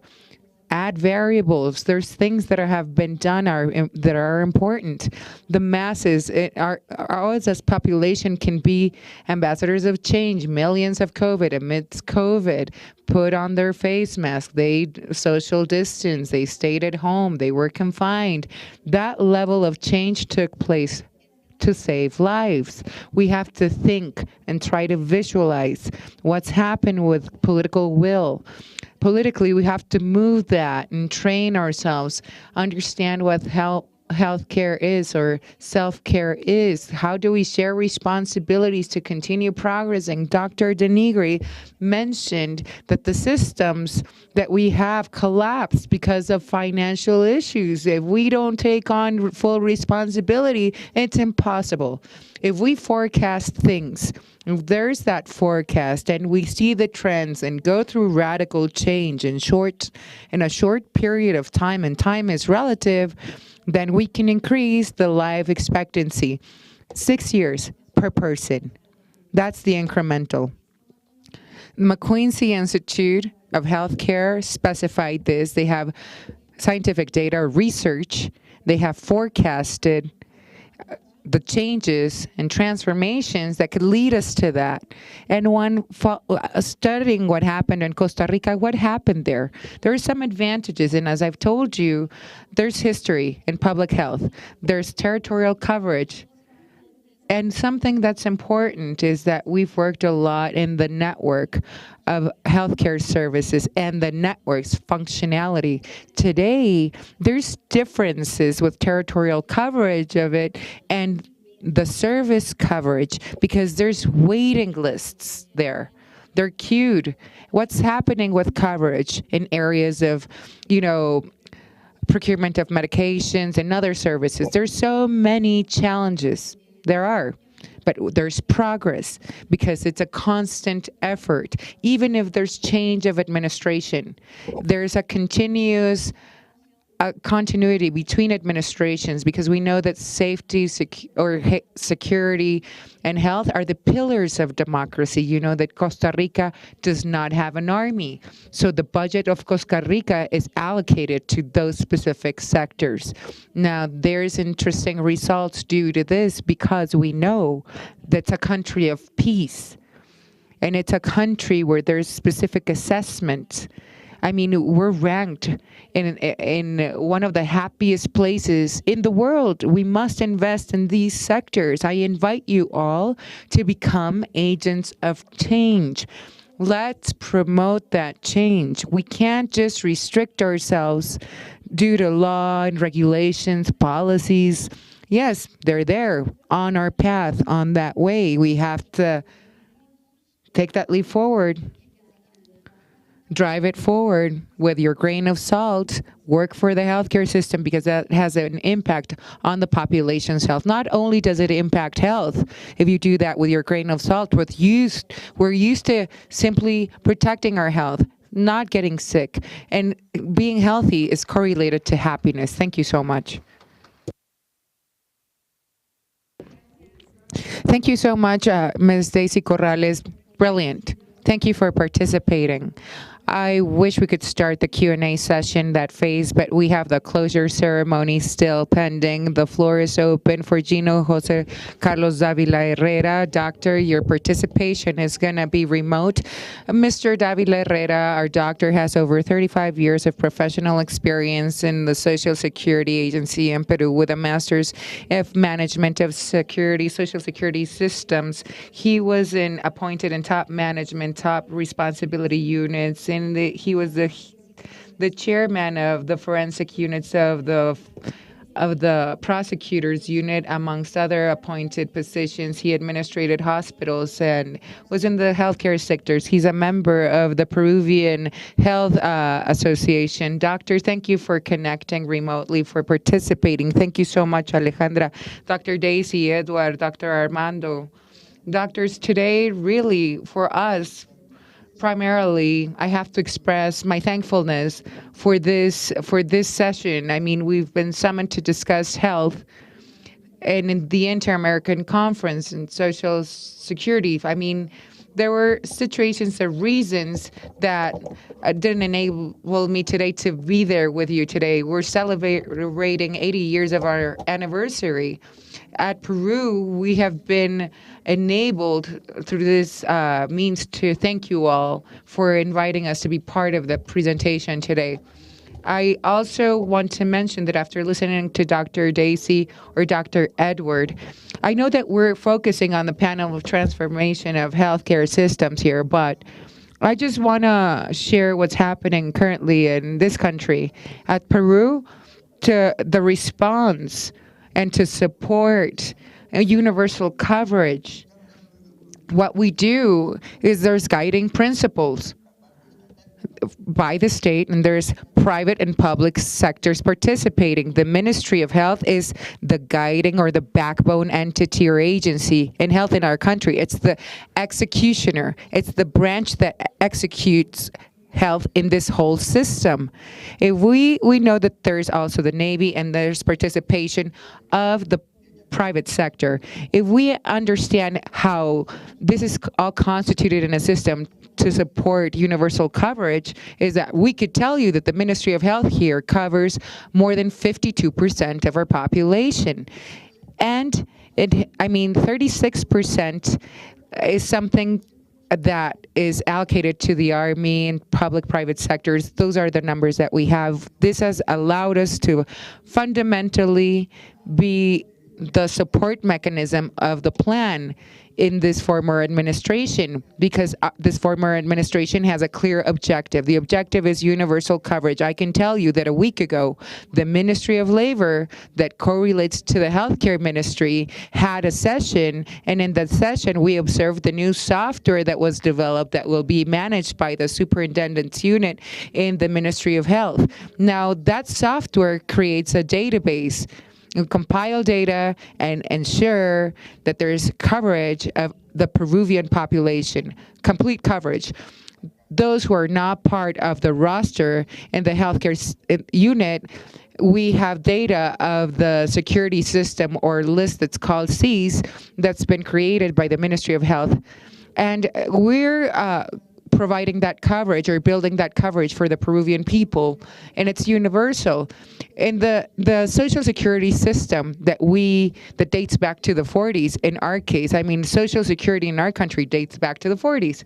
Our first hospital, in the Andenare Hospital, it was built back in 1940. There's been ups and downs since then, and I enjoyed listening to Dr. Daisy when she was talking about the fact that we're all articulated in the system. It's not that you work solo. We've been working amidst the pandemic for the past 3 years on the transformation of the healthcare systems of our country. This has allowed us to not only transform or change the schemes or types that we had to cover the population, this has enabled us to find the weaknesses, the clear weaknesses that are in the healthcare system. This has then, as a consequence, led us to create strategies and converge and build a program of services for our people's health. We continue working on that development internally, and we've been also working with other stakeholders such as the Ministry of Health, and we converge and we implement the programs amidst the pandemic. We worked with our Army, we worked with the Ministry of Health, with the public-private sectors. I heard Dr. Edward and Dr. Armando, he explained what the private sector has done amidst the pandemic in their country. In our country, we've seen it too. We had to work around the situation, face the context amidst COVID. The results, logically, it was that in the pandemic, in the second, third peaks and waves, we had to improve the work conditions because it's correlated to what Dr. Daisy mentioned just a moment ago. We have staff, we have human capital that's complete, multifunctional. These multifunctional groups of people worked on strategizing vaccination in multiple sectors and made the public and private sectors active in it. We wanted to focus in our country on the situation. And I could tell you that when I speak of universal coverage, we're this year, finally achieving the objective of universal coverage with efficacy. We're allocating budget, exercising it correctly to make this all sustainable, to really be capable of sustaining the benefits that are rendered from the Ministry of Health Services and Social Security in this case. So I precisely heard other panel members that have spoken about the first level or first response and the services that are provided or attention services. We need to take care and worry about how do we strengthen that first encounter of the person with that first level of service. We've heard, there was the Peruvian chairman of the Ministry of Health from 85 to 90 was working with us, and they were discussing back then the transformation of the healthcare system. And amidst that transformation in that time frame, I think about the pandemic now, and I also consider that the response in that first level of contact of our people, we have to facilitate the access of the beneficiary of the services and facilitate the process and enable with the full potential what we need to generate. We need the right equipment, we need medications, we need all of the assets that are elements that we consider amidst this as part of the problem. How there were procurement processes to get medication and administrate them. There's different strategies that we have exercised. What have we done in our case? Fundamentally, as part of our strategy, what we did was we wanted to approach and be close to the beneficiary. We created a national center of telemedicine, at Lima, Peru, at a center. And there's other offices in different locations in the network of our country. And this telework has ensured the contact, and we have some professionals located remotely in some regions of the country, or with them remotely, we can work with technology, and then that is object of a rating in the healthcare services that we offer in the whole nation's network of centers. We have over 400 centers. And part of our strategy is that we're going to use new tools, new technologies to agilize the process. There's weaknesses. We identified the gaps amidst the pandemic. There was a lot of backlog, bureaucratic issues. The processes were too long. The steps to achieve something were too long, and that affects the efficiency. In this case, efficacy. I would say efficacy, of our institutions was affected by that. But we did what we had to do for the beneficiaries. Something that I like to highlight amidst this era of transformation of our systems is training.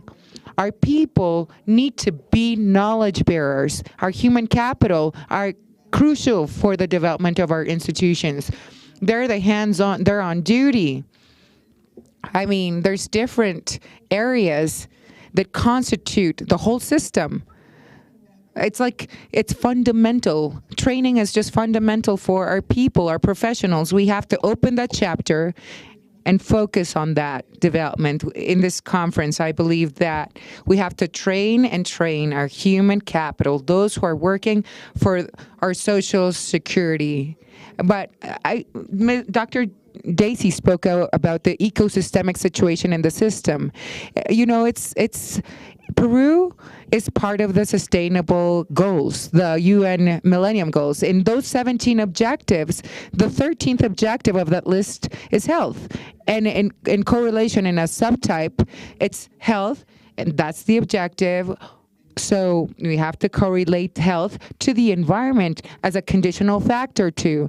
This has enabled us to correlate and work with multiple institutions that are constituted in the system of the Peruvian nation. It's clear to us that this transformation of the social security systems, we can achieve universal coverage, which was a clear objective that dates back to many years ago, and we're achieving this in our country. We're giving that coverage and enabling that to happen. We continue working on implementing what we need to implement. There's 32 million Peruvian in population. 2 million are insured, but this is a responsibility that falls into the shoulders of the state. We're committed in the administration, in the management things. In my narrative, I've explained the pillars. We have to improve and guarantee access to health, first access, first contact, and improve the tools which are based on technology that lead us to efficacy and the proper exercise of the budget and improve the quality of the service. We're all summoned and present, called to be part of this constituted panel. And the service, the quality of the service is something that we discuss and we all know that has to be improved in all our economies. So we're expecting your questions now. Thank you so much.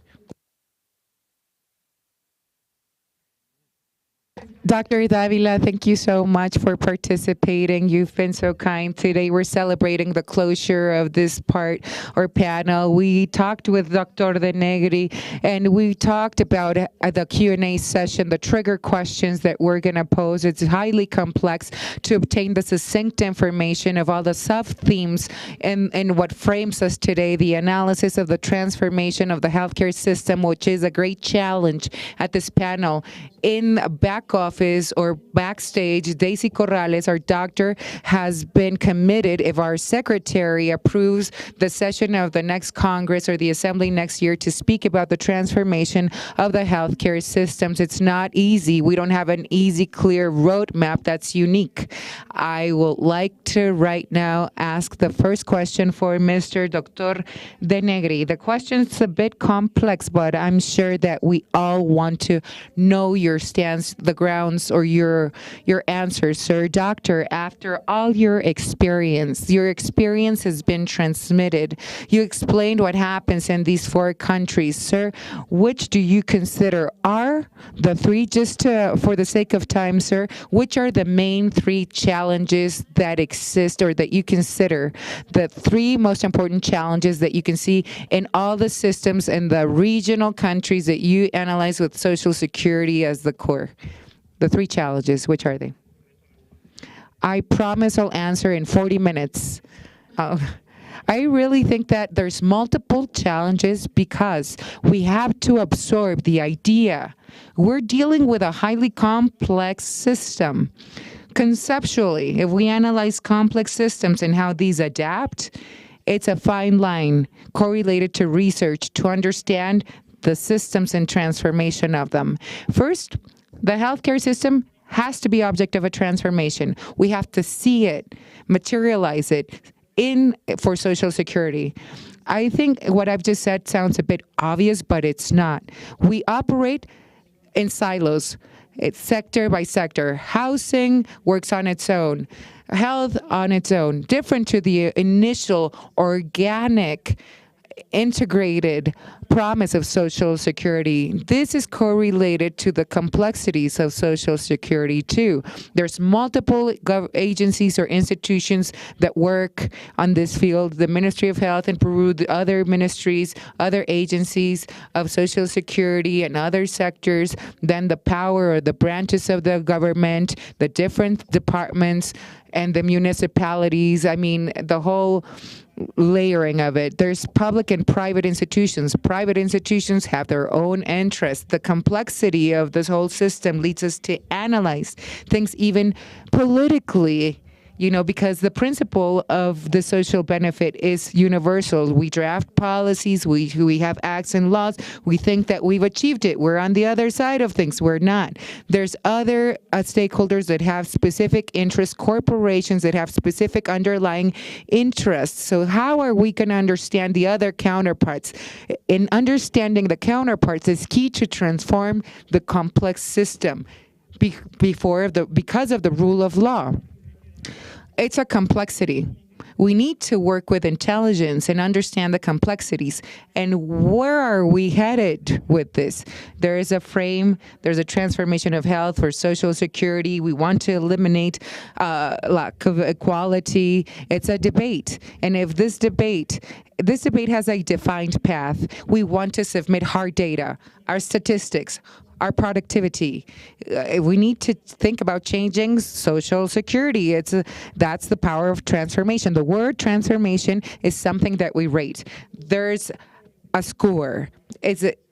Do we understand that we're guaranteeing the human rights to access to benefits or the economics? What's the impact that human rights have in this political debate, or what's lobbied? Human rights, a right to really be a right has to be a universal right. That's the essence, and it's equalitarian, and they have to integrate. And when these rights are affected structurally by society, there's pro-laws, affirmative law, or provisions. There's utilitarian actions. I mean, if you have to exercise a budget, you have poor programs for the poor.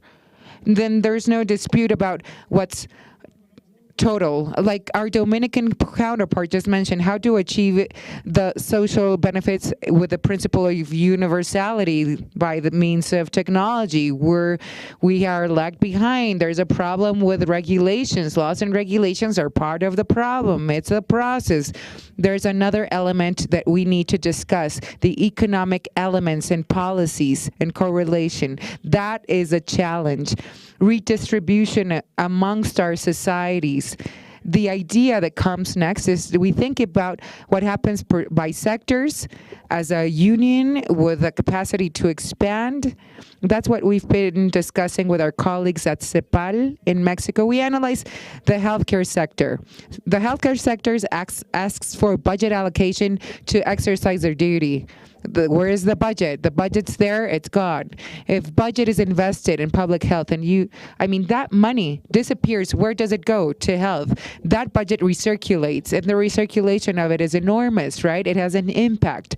If we think about health at the forefront, thinking about the economics and health, and we frame this with a national strategy. I mean, there's countries that are just debating this. Brazil is debating all of this right now before the elections. The healthcare sector, as I've said here, is today, how much do we spend in health? 10% of our budget between the public and private sectors or services.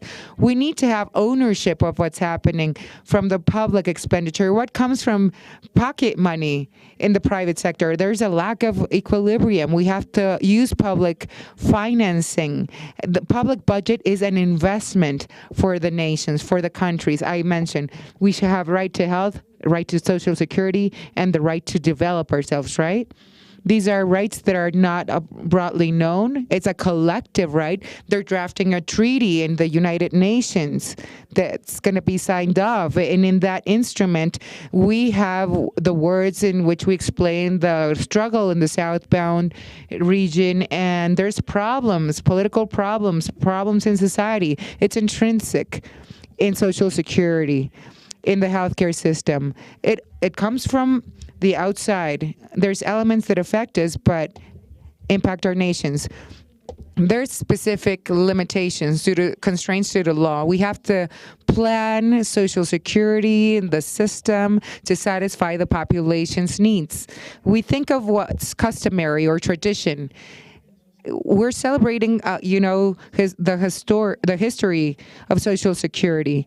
There's common denominators, which are the denominators. We think, how is this possible? There's authors that explain it as it follows. We have to provide the right assistance when planning. It's either that or we plan for misery. We know in advance that what we're going to offer is not going to be enough, but we think that limit is a natural limit. So then we think about how are we going to draft and think of what are we producing to achieve those objectives with a budget that we're allocated, where the Ministry of Treasury has more power than other ministries, and they define the scope and the impact of Social Security. That's hegemony and the capacity or struggles of the state. What subsidizes who? It's the rich or the poor. There's the subsidy that could be a bit perverse. We subsidize private interest. We make it all feasible socially and economically in the private sectors, but at the same time, we have the support of the private sector. The private sector supports us because they are benefited by budget allocation or public allocation of budget with an incremental margin. Let's speak as it is. And let's broaden the debate. We have to take ourselves out of the trap. Let's not be drafting policies that are not sufficient, that are just going to affect us with a lack of equality. It's a brutal lack of fairness. You just need to read the executive reports that are the outputs. Before the pandemic, it was a tragedy. After the pandemic, it's even worse. But the role of the state should be humanitarian as an NGO. And after the tragedy of the pandemic, some entities just simply, the investments are not happening. The pandemic was a threat to the stability of all the establishment, the whole system. The pandemic is done. We're going to focus on the low-intensity disasters, which our populations are used to. Every day our people die. Every day our people live in poverty. That's fact. If we want to discuss the challenges, these are the challenges that lie ahead. And let's explain it this way. Let's add some sugar to this. It's a scandalous situation for me. It's like our failures are just lessons learned. We just call our failure lessons learned. These are incidents. We have to be very sincere in an open debate. Let's demand ourselves. Let's demand solutions. That's something that I have to explain to celebrate the 80th anniversary. Thank you so much, Dr. Negri. Thank you, because there's a lot of questions that are being raised. Thank you for participating. Now, I'm going to allow myself to rescue a few points about the mindful comments that you made of ideology and the transformation. Let's think about identifying external counterparts, stakeholders specifically. Which are the stakeholders that we have in the private sector and how these participate with social security systems? I'll allow myself now to ask Mr. Eduardo Guzmán, doctor, based on your experience and the general experience that you have when observing these countries, what do you consider as the most efficient payment scheme and fair payment scheme to make the social security system sustainable? There should be financing schemes for different groups or layers of the population. Are there payment schemes or installments? I know that we can have a comment that gives us a number or an approximate number. When we speak about fees or payments and schemes, we sometimes put aside, the patient, the attention that the service for the patient when there's a third party. The quality of the service offered to the patient is top, but culturally speaking, this depends on how do countries really adopt the payment schemes. In the U.S., they hire doctors and the hospitals hire the doctors. In Dominican Republic, there's fees paid because there's a contractual stipulation there in our republic. But independently for this, the fees are paid. There's some sort of payment in primary services where the risk is transferred to the lender of the service. The payment of that lended service, the payment is something that is managed by the administrator, and the payment of a service leads to have a demand that there's an over demand, and we think about the production or what's offered as medical services. But at the end, I would keep all the payment schemes with their variance. There's incentives in the segment of attention. There's key performance indicators or that we have to consider, and we should never put aside the element of quality of the services offered to a person that's a patient at the end. Thank you so much.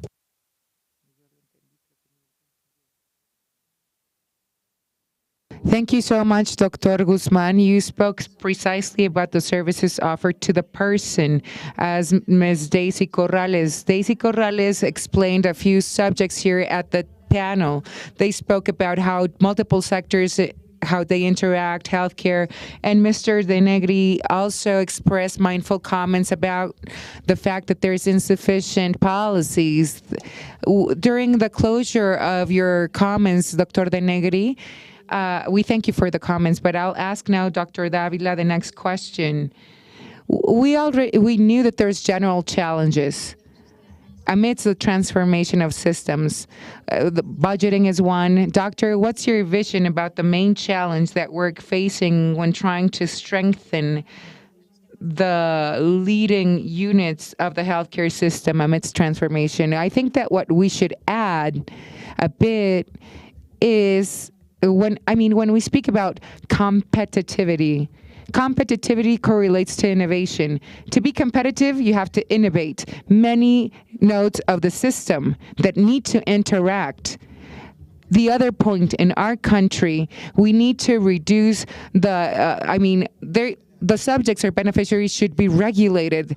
Why? Because if they're unregulated subjects, there's less contributions of payments of fees that make the system sustainable. There's a budget. The budget is allocated because the worker contributes and pays a fee.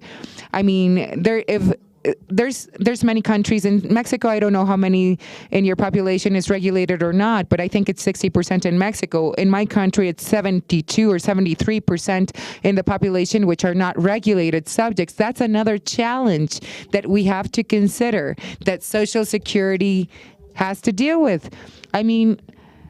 There's another strategy that we've planned out. There's laws, regulations that we have to draft that is a priority because health is a fundamental right? And it's not just a product, a commodity, or a good. It's not merchandise. We've heard our panel members. Mr. Armando spoke about that in his participation. But that's another element that we should consider. Alejandra. Thank you so much, Dr. Dávila. Also, I want to rescue your comments and what you contributed with during your participation. You were very mindful about what Dr. Daisy Corrales said of what was relevant as part of the vision. We have to be deterministic to enhance the people's health. We have to have efficacy when drafting public policies. Health is an element in all policies. Not only is it affecting one sector, there's going to be many questions to answer, but I would like to give closure to this panel by asking Ms. Daisy Corrales the following question. Now, we know the functions, the top 3 functions, Doctor. Do you consider that there are other elements that are deterministic that have not been discussed at the panel that can have an impact in the future generation's health? Or is there a precedent or something that you could comment? Yes, well, I believe that we've talked about all the factors, all these elements, but I can repeat the following. One of the most important factors is that we must understand first, to be ambassadors of change, we have to go through an effort without precedent. We have to change the mentality of the system, the mentality of the people. We have to start this, kick off by transforming. Transforming is complex, but transformation is a human process. We have to sit down, analyze what we're doing. There's involvement of the state. There are many stakeholders involved, many sectors involved, etc. We have to raise flags. We have to put the flags right in front of us to see them. It's not the first time that we as humans, as people, are feeding those thoughts. We have to be mindful and be capable of changing our collective's actions amidst the pandemic. The collective change, it changed our lives. We had to go back to life amidst the pandemic and face changes, see the behavior. What happens with our people's telework and their behavior? Our people are having a hard time going back to headquarters, to their office, and we have to change. It's there. It's part of the heartbeat of humanity. There's human rights, yes, but we know that human that health is a human right. So our mandate is, what's our mandate? We have to align the institutions, prepare the institutions to satisfy that human need. Social benefits is a human right. Health is a human right. We need everything. We need to build everything to achieve that objective with efficacy. And that's what we're working on. All of us here, we're working for that.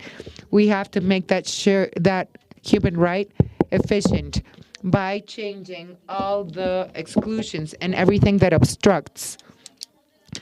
If we speak about transformation, I think the transformation is highly complex. But what looks very complex at the bottom is very simple. We have to think about the key points, what the situations were, and who are the stakeholders or people that are ambassadors of change. So in that regard, I know that there's a lot to do when we speak of budgeting. Yes, we have to exercise pressure. Society has to exercise that pressure for that to happen. There's different ways of achieving this. Health is always an investment. It's not expenditure. Let's recall what I was just mentioning. A process, its steps, is created by who? By a human. The human capital in the healthcare sector has to be trained. In this Inter-American Conference, we faced special situations with the state entity of Coahuila in Mexico.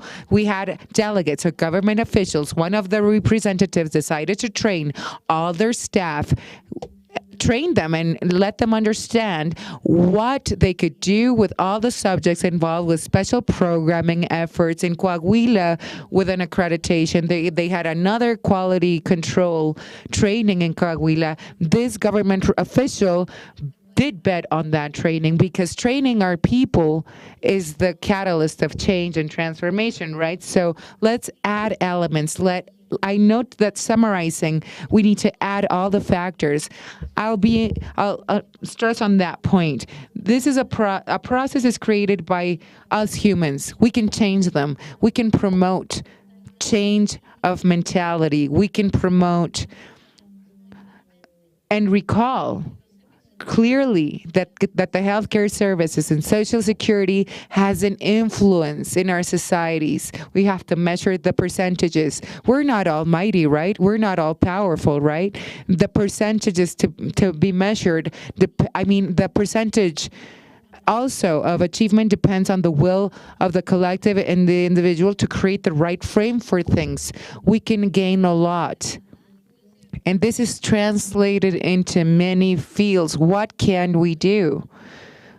We have budget. There's chronic diseases. Let's avoid our population from suffering a chronic disease. We have to educate our population, etc. We have to educate our people and prevent, That's what I would like to add as of now. Thank you very much. Thank you, Dr. Daisy Corrales. Now, we thank you all very much because we know that we, used a few extra minutes, Thank you for following us in digital means channels. Thank you for following the content in this auditorium. Dr. Negri, Dr. Guzmán, Dr. Corrales, Dr. Dávila, thank you so much. We thank you for participating in this panel. We thank you so much. Have a great afternoon.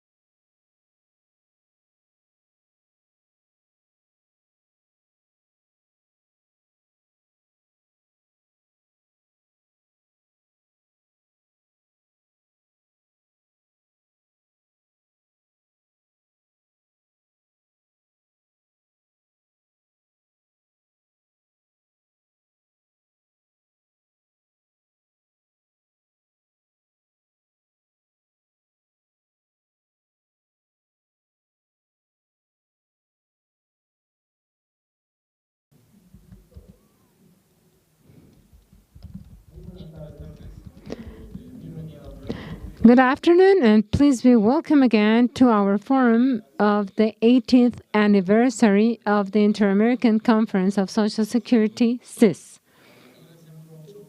We really thank you to follow us, and besides, virtually, through social media, we're having Spanish audio in the main part of the social media. I'm going to make a logistical announcement.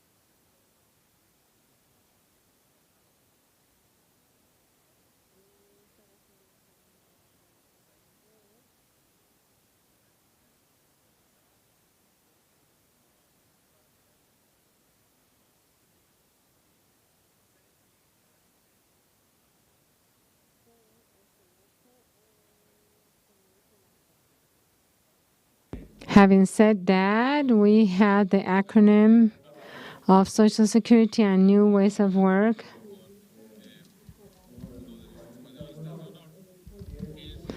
One of our honor panelists, which is a way to refer generically to the imperative of widening the coverage of Social Security. Moreover, this working traditional status. So, of the works that they didn't know about, of digital platforms, the challenge of the population in the informal sector.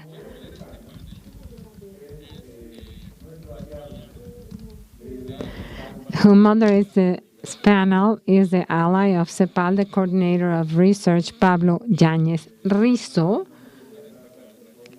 who has a great trajectory in Mexico and Latin America, and has asked me that due time economy to describe in a detailed fashion his very relevant curriculum. So Pablo Yáñez will be the one that will introduce the panelists. And as of this moment, I'll give him the control of the panel to Pablo Yáñez. Thank you so much. And thank you for being the co-pilot. And please go ahead. And thank you so much, Roberto. We want to congratulate the CIESS for their 80 years of being founded, for the so many years that they have ahead of them. Given the central relevance of the problematics that is there, and also we want to congratulate the CIESS for the relevance of the panel it has invited us. It's panel number 3, which is the one of challenges of Social Security and new ways of work. Undoubtedly, it conforms one of the most relevant topics, one of the social concerns which is more profound and extended at present. It has to do with the vertiginous process of transformation of the working world and the technological air basis. Sometimes it's difficult for us to be assimilated the transformation, and we want to suppose that the concept of social pact and a determined technological base. And these elements have been transformed under our feet in a very accelerated manner. So this implies the challenge to think and rethink in function of the new challenges that we are facing. The digitalization of economy, the labor precarization, and the prolonged employment, the gender in terms of occupation and employment, and also the wearing out of a hypothesis of permanent work for every person. All this imply humongous challenges in social security conceived in a wide manner, not only in terms of access to health services, housing, for example. Here we have the director of Infonavit, and he can talk about this, the pensions, working regulations, the new ways of collective negotiation, and so forth and so on. It's intellectual and political challenge of great scope that gives this deep transformation that we are living, and that the great challenge is how we can conceive it in terms of increasing the rights and not restricting the rights, in terms of deepening the welfare of the working people and not of expansion and extension of the working precarization and social reproduction. So this is how, at the end of the story, we have to rethink and the rights and processes of a change in the space which is so extended, so wide, and so accelerated. A little bit to think about this topic that, as I was saying, in CEPAL, we consider crucial and part of the change of era that we're changing. We're going to have a first keynote conference. In order to contextualize the terms of debate, we have the participation of 4 magnificent panelists who will encompass from different scopes and different states of the institution this problematic, and the dynamic of the panel will be as follows. Of the keynote conference will last 25 minutes, then we'll pass the floor to each and every one of the panelists for 12 minutes, and then after that we will open an exchange space among the participants in the keynote panel, and we will have time. We will open the space for some questions and considerations. Do not expect that from here we will have definite solutions or conclusions, because we are facing a problem that is full of questions, not and more than answers. So to formulate the questions is the starting point of the construction of public policies which are more efficacious and pertinent. Without further ado, I'll pass the floor to the Durán Valverde that is here, Fabio Durán Valverde, who is Costa Rica, and he is a regional specialist of the Labor International Organization, and will talk for 25 minutes. Please go ahead, Pablo. Good afternoon, and thank you so much. Good afternoon to our distinguished panel. On behalf of the ILO, I want to express our sincere pleasure to participate in this forum that, as we said, is in the context of the 80th anniversary of the conference, a sister institution of the labor organization, and to organize the right of the organization, which is one of the objectives pursued by our organization, the LIO. Thank the CIESS Secretary, Dr. Hernandez, and the rest of the authorities and collaborators of CIESS. I also want to greet my colleague Pablo Llanes and the distinguished panelists that are here with us today. And I'm sure that I will learn a lot this afternoon. So I also profit to congratulate the CIESS for celebrating their 80th anniversary, and also to operate what we consider one of the most relevant topics for the future of Social Security in the work and in order for the social security systems in many ways. Obviously, is a physical topic for the LIO, which is in the heart of the institution. And this is why we are really thankful before this distinguished audience for expressing the LIO vision about this topic, and to know that in the last few years they have liberated a series of works in this environment, and with the celebration of the 100 years of the LIO was the one that talked about the future of the work, included the inclusions of social protection all over the world. So, to start talking about this, I want to say that we can encompass this in several perspectives, but we have to talk about these elements which are very relevant in the work. And this is not all, but it's an important part of this.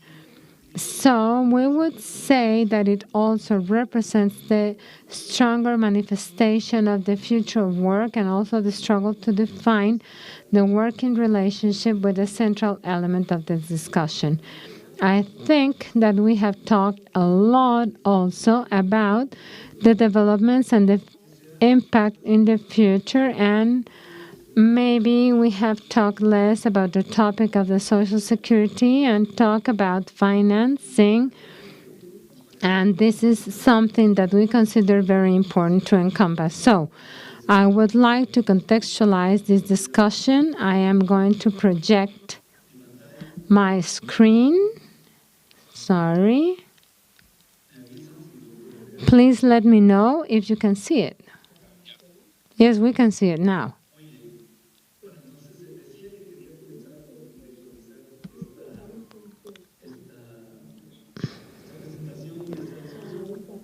And I want to present this, start by saying that in the last few decades, we started with this process, but more accelerated in recent times. And it has to do with the digitalization of economy and all the impact that this has about what we call the new ways of employment standards, the atypical ways of employment, and so forth. And that has as a last consequence the relationship of work, standard, classical, or traditional, as we know it. So then we have this employment in partial way. We have the multi-factual work, and also the hybrid work, telework, and in person, and also the depending one, and some other categories that we have talked about.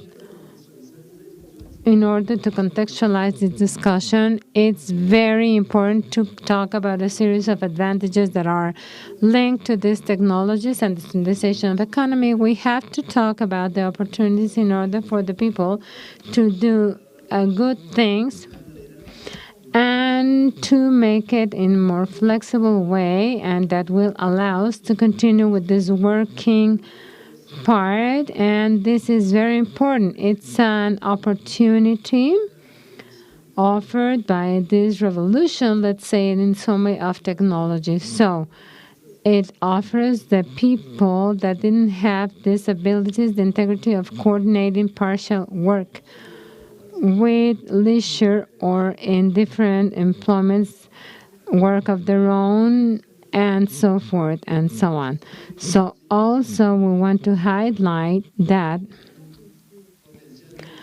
we have potentially the properties of these working relationships of work, standard work, that have to do with the situation where labor is not very clear and it's hidden, and it affects the labor conditions, and it has a negative impact in the families and the activities that create distortions and so forth. So I think that I'm going to center part of my presentation in this topic.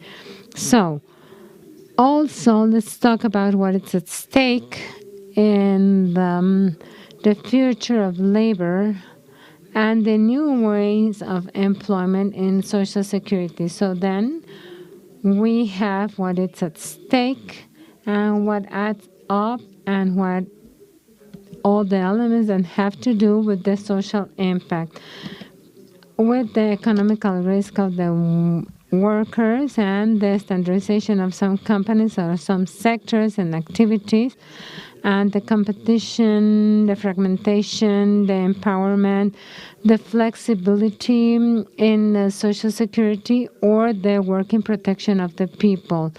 We have to say that this was a menace. And on the other hand, the elements that, on the contrary, have to have a social hiring, that it's how to do the risks and the continuity of the working relationship with the sustainable event, the comprehensive of social dialogue and Social Security in order to support the flexibility, and this didn't work. In order to support it, and even supporting all these technologies in order to expand and to consolidate. So it is very important to have what's at stake. So if we talk about the digital platforms, we can say in particular that there is a topic of low coverage, and we have talked about these works. And what is this? And digital work, law and social protection, and practically, and it's the coverage that in digital platform, it's 17%, and in the delivery, in home delivery, these are indicators that say, okay, so this new way of employment, it creates some challenges that we're discussing. So I'm going to talk about the working relationship because we consider that this is a critical element, and the right to Social Security. And so we think that it's a critical element, and we go over there. And we have to touch the fibers in his relationships, his working relationships. So then we can assume different ways, and maybe in the future, new ways may appear, which are the transformation of what already exists. But we have to have a level, on the one hand, the relationship versus the defined elaboration, the working work versus multiple ways where the employers and the worker and the customers are in different ways, and also the total time. And we could also talk about the combinations that could be given in these relationships of ways of work that this could be. Of course, they are affected, and then again, I believe that it's caseless to discuss about this. So let's look at all this. And there are certain difficulties derived from this. And the source of secondary incomes. And to make the work flexible, and the people that could not be integrated. So here we have a worker, a platform, and the owner of the platform and the customer is what we call a multi-part relationship. Maybe it's a bad translation, but this is how we call it in English. The online platforms that is done, and also the fact that many workers that are classified as independent contractors are in reality workers of their own, outsources. And what generates a discussion about this is that these are the legislations that the countries are doing in order to talk about these cases, or in some countries we call the work. So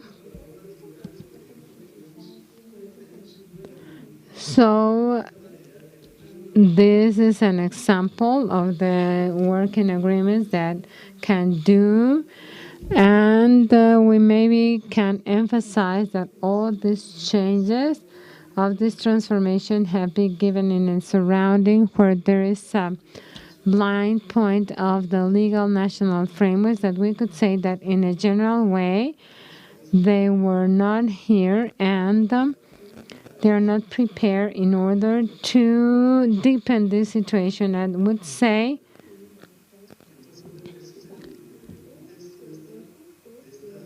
and the context of this discussion, and we can discuss two kind of platforms, and this is to deepen in the idea that we don't have unique solutions. We have to look for specific solutions for every kind of problem. So we distinguish between two kinds of platform in the web, and basically they are the ones that allow the work online, everything that is work online, and those that are based on these apps that are linked to the people that work on the platform and have a certain geographical location. This means that the people, the workers, are in Mexico or in the district or in the such and such country. So just to indicate that it's very important to take into account that we are talking not always the solutions that can be good for one cannot be good for the others, even if we talk about the specific case of the alignment of the platforms.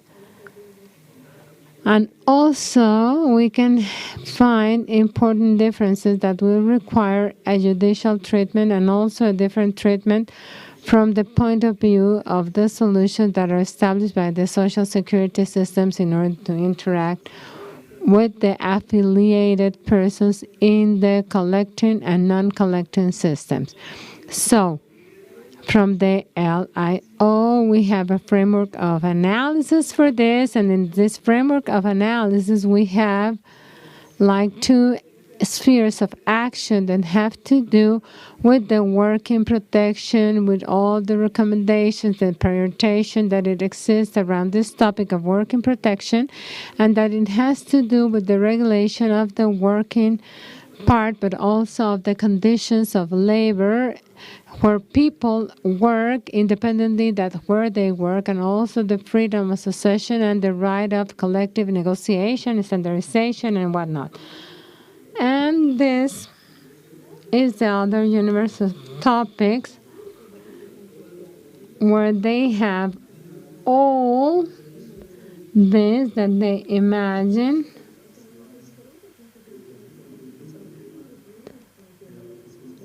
and the social protection that we have to keep on working. The LIO, we have a key mission that it impacts 5 topics that has to do with the legal instructions,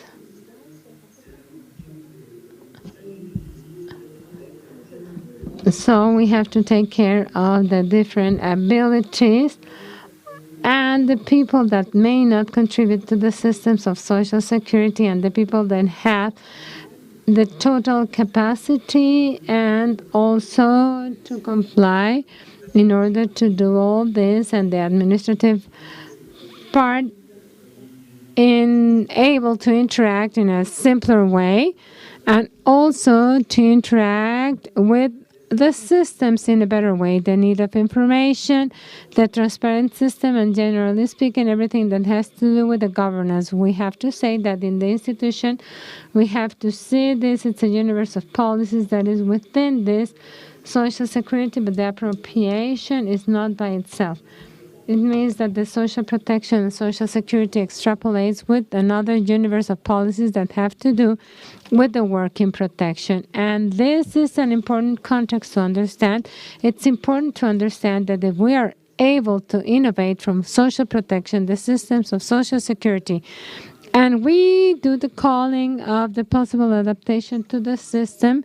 For these transformations, we need a regulatory framework that would consider and justify in an adequate way the working relationships and that they guarantee that all the systems are inclusive from the legal mindset, which is the stepping stone of all this. So I would like to talk about the regulation of the working relationship to those people that are not acquainted with this concept. I am not a lawyer, I am an economist, and everything is talking about this. So this is a concept that we have managed because we're going to see that behind all the things that are happening with respect to the response of the countries and the working relationships and the employers and the workers and the employers.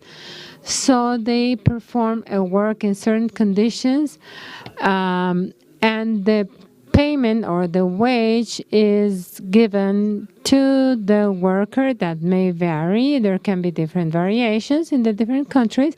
The access to the rights and benefits that guarantee through the working relationship. And I would also say that one part of the benefit that has to do with the whole social protection, we talk about this, so social security protection is linked to the regulation of the working relationship. This is why I wanted to talk about this, because next I will talk about this topic as a reference framework. So I would like to talk exactly about the recommendation of the LIO about the working relationship. This is a recommendation that is at stake.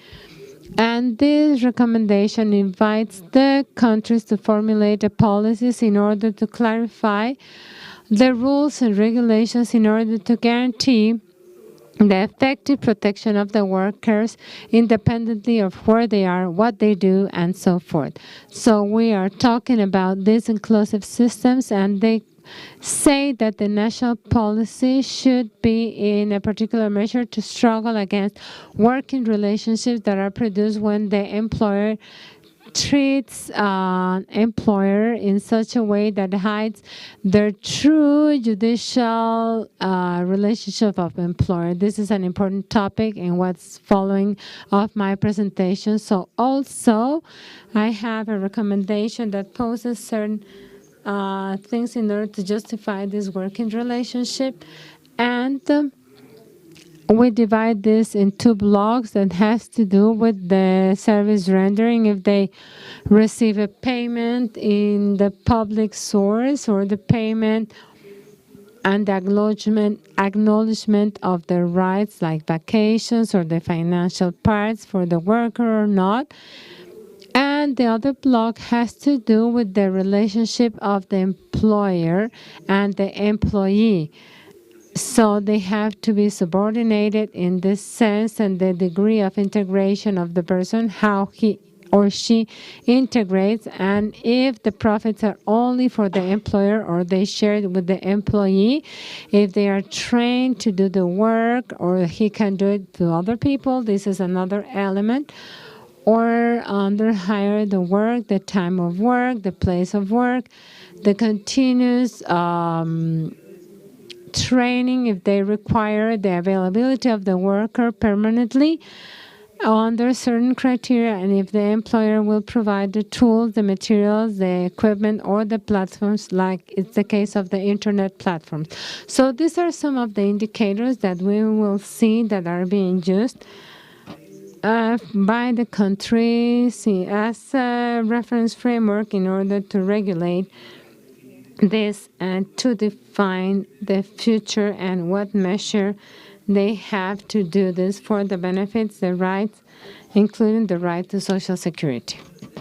So then, in the few minutes that I have to talk, I'm going to talk about these initiatives of the countries in order to adapt the legislation of work and the development of employment, and a report of the expert panel independently of the modern standard, and the workers that perform these works including the economy and the platform, either the platforms that work through the apps. So this expert panel recommends the adoption of a clear definition of employers and to give it to any person that performs a work or the services in exchange for a compensation or a presumptive refutable condition of employees.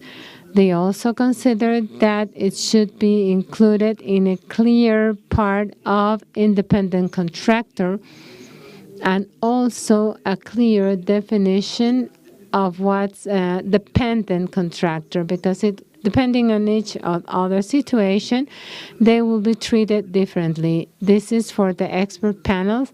They encompassed 4 conditions in order to define this condition if the person is free of control, and also if the person performs a work that is outside of the entity, if they have the risk of loss or gain, the person that is doing the work, that renders their work, and it recommends the adoption of this clear definition of the independent contractor, which is the case of a person that is in the limit of an independent pure worker and the one that is under a wage, to define clearly which are the conditions that this worker should be paid, or if he is an outsourcer or a worker that works every day there.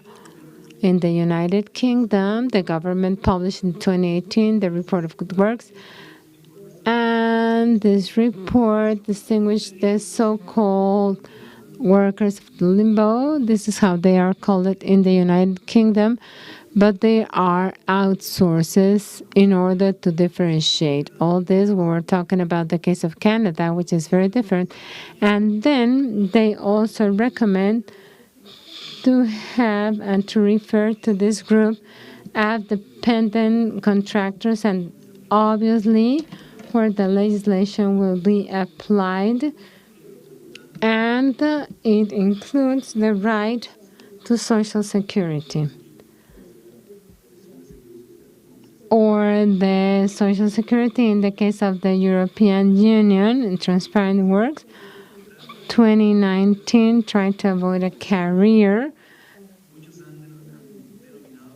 and they have denominated as a competition the companies that pay the benefits to their workers and those companies that don't do it. And then it says that this direction will be applied to the workers that are available in order to do all this, and to the intermittent workers or the ones that are in service, which is a very common modality, for example, in France, and the platform workers if they are not independent workers. So here we do the distinction. And also to take measures in order to avoid abuse. So this development we have documented in the case that you're interested in this development. So then we have other initiatives. In Uruguay, the tribunal said that in 2020, if there existed a working relationship between Jewish technologies, there's that norm 198 of the OIT. I mean, there's the sentence, because the Uber employees argumented, or in the sentence, they argument that they're an integrated element when they're connected to the Uber platform. And there's that ruling with certain conditions. That's why they are employees. And that's it. End of discussion. In Portugal, there was that law that dates back to 2018 that regulates digital platforms. There's a presumption of that relation between the worker and the platform. It doesn't affect Uber, but all the companies of the sector that are working in the transport field, and they transport employees in Spain. In 21, the Writers Act, or that law, that act, establishes the presumption of the relationship between the workers and digital platforms in the delivery services segment. In the type of subjects. So there's a labor relation between entities that defines the commitments of the entity or the company with the employees that should provide to them like social services. I have a couple of minutes to finish with these 4 key ideas that I have right here. That's what we need to build a universal social protection system in this near future for the work market. These are the options that you can see. There's policies and labor regulations or acts. The law should be efficient to regulate job relations depending on the types. We need to have the specific types of subjects, characterization of it all in the labor relations to avoid abuse. That's the first element. Social protection, which is universal, is the second point that the LIO or OIT defends. It's part of the case law. There's doctrine. It's part of human rights. So there's case law or doctrine, which is obligation. You have to build solid systems, financing systems for those employees that pay their fees. In the hypothetical scenario, the employees should be protected when they contribute in the schemes, so they're guaranteed the coverage, which is universal based on that right. There is a need to have social efficient dialogue, which is fundamental as an ingredient for the OIT or LIO, which is the agency or the body that's tripartite. Most of the institutions that work for Social Security in the world are like that, and they exercise that social pressure amidst this transition in work relations, and we must draft policies to phase the transitions in life, work, and that balance that should run all smoothly. And these regulations should be all aligned with the changes that we're going through in the labor market. Now, those are my comments, part of my presentation. I've focused on these points in the work or labor relations there between entities, because amidst all the changes that we've seen, I know that there's a lot of situations amidst digitalization of work or labor relations, and at the end we have indicators when we speak of social protection based on job relations, is that we must guarantee that there is the correct types of subjects or entities involved. Now the system, we need to do more. The system is an object of transformation to survive in an ever-changing world, packed with challenges. Thank you so much for your attention. I'm here to serve you.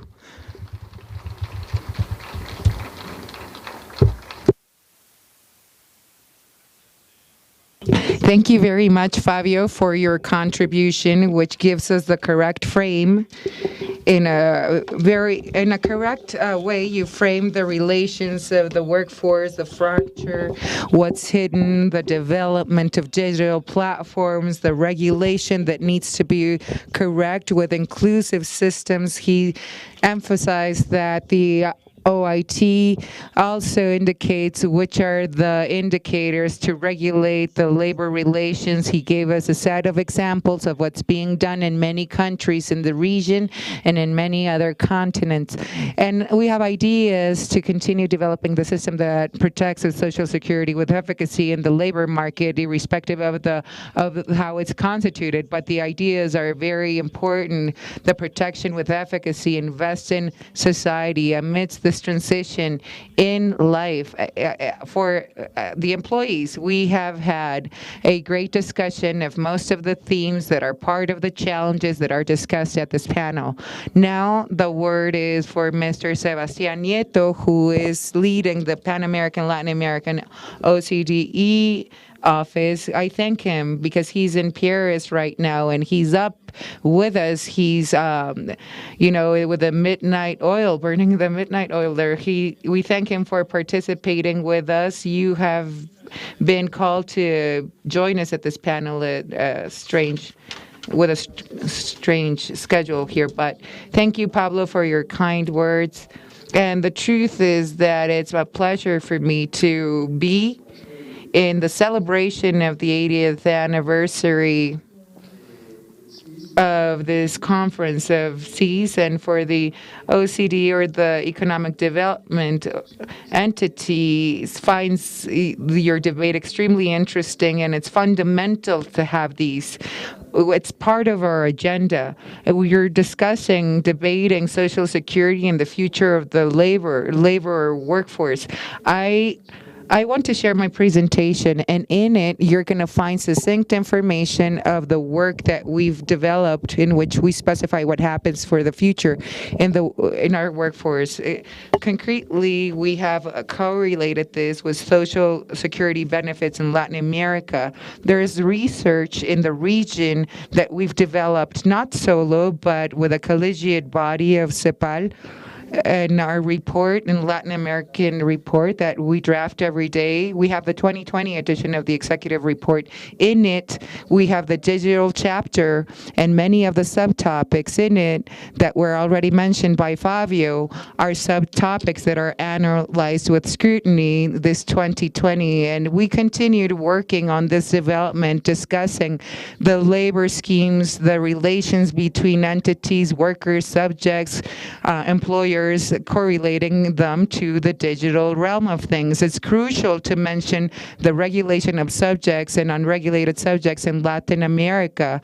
Those and it's important to understand the element when we speak of the future of the workforce. And a kickoff point or a start point leads me to mention the numbers. 40% of the Latin American households usually have elements that constitute them that are not regulated. There's crisis, and we have to see what's happening at the core, at the household. So we should consider and understand the situation of each stakeholder or subjects that constitute the household, whether they're regulated or not, and those who are part of the family or the core or that node that have to depend on others.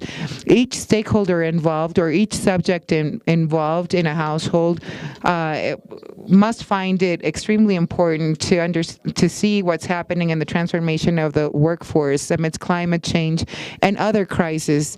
COVID-19 triggered a crisis. 40% of the workers weren't covered by any benefit or social protection benefits. So this proves once again that our populations are vulnerable.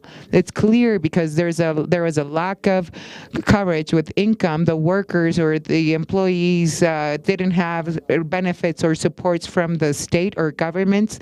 The population, some part of them didn't receive benefits or social aid or some sort of program due to their status and if they were unregulated.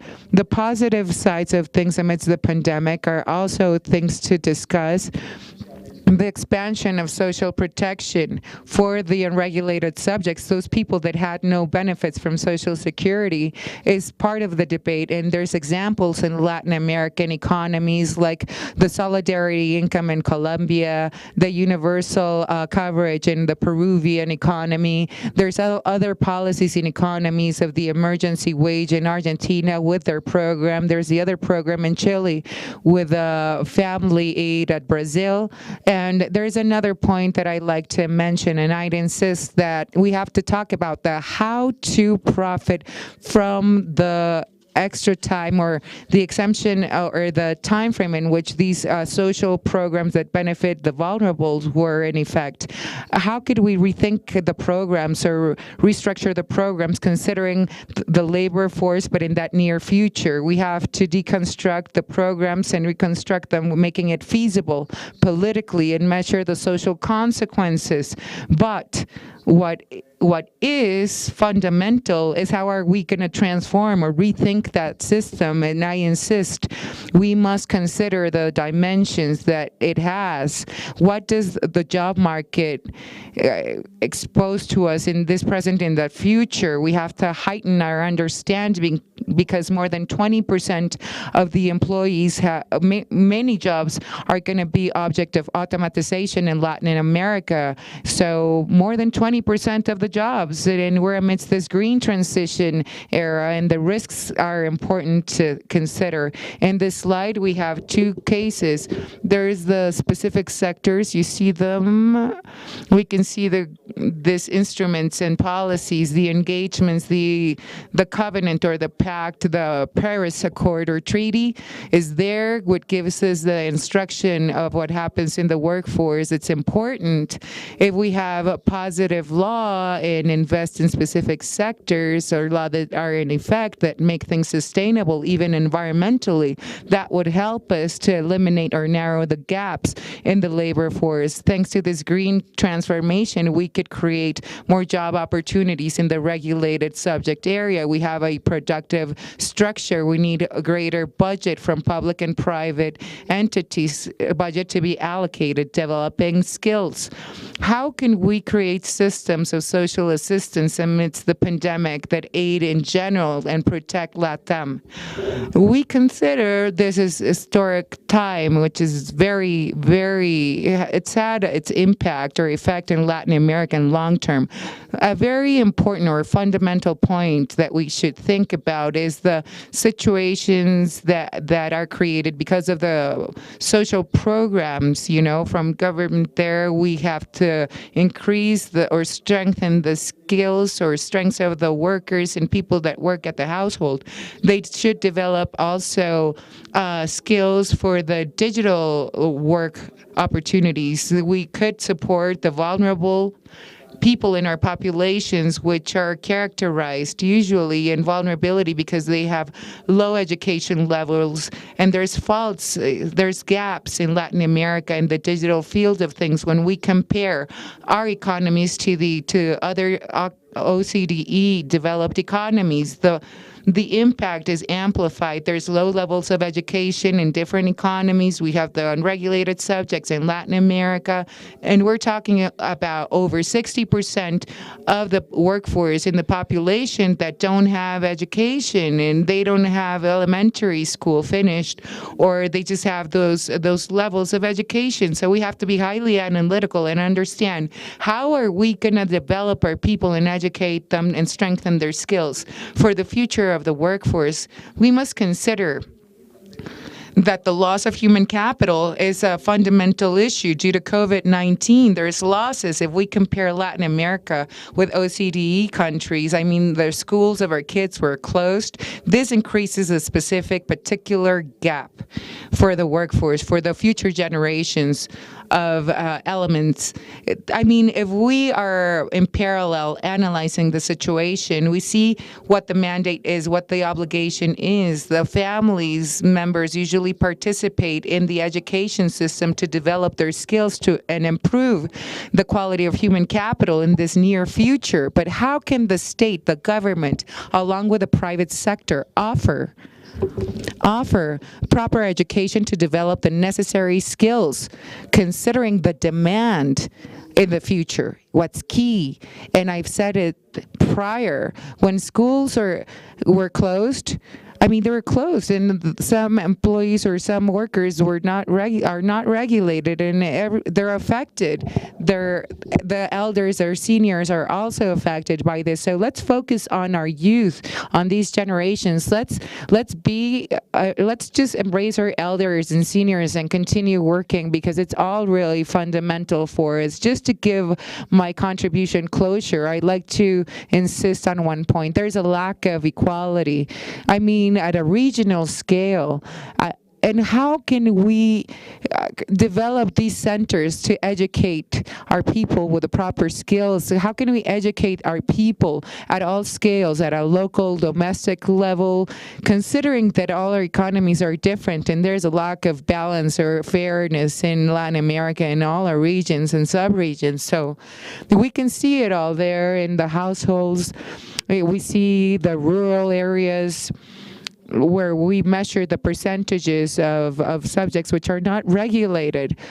So with this data, I give closure to my explanation. We need future sessions, and I need to explain my thoughts, and send the message across. We need to generate the mature schemes, payment schemes of these fees in LATAM.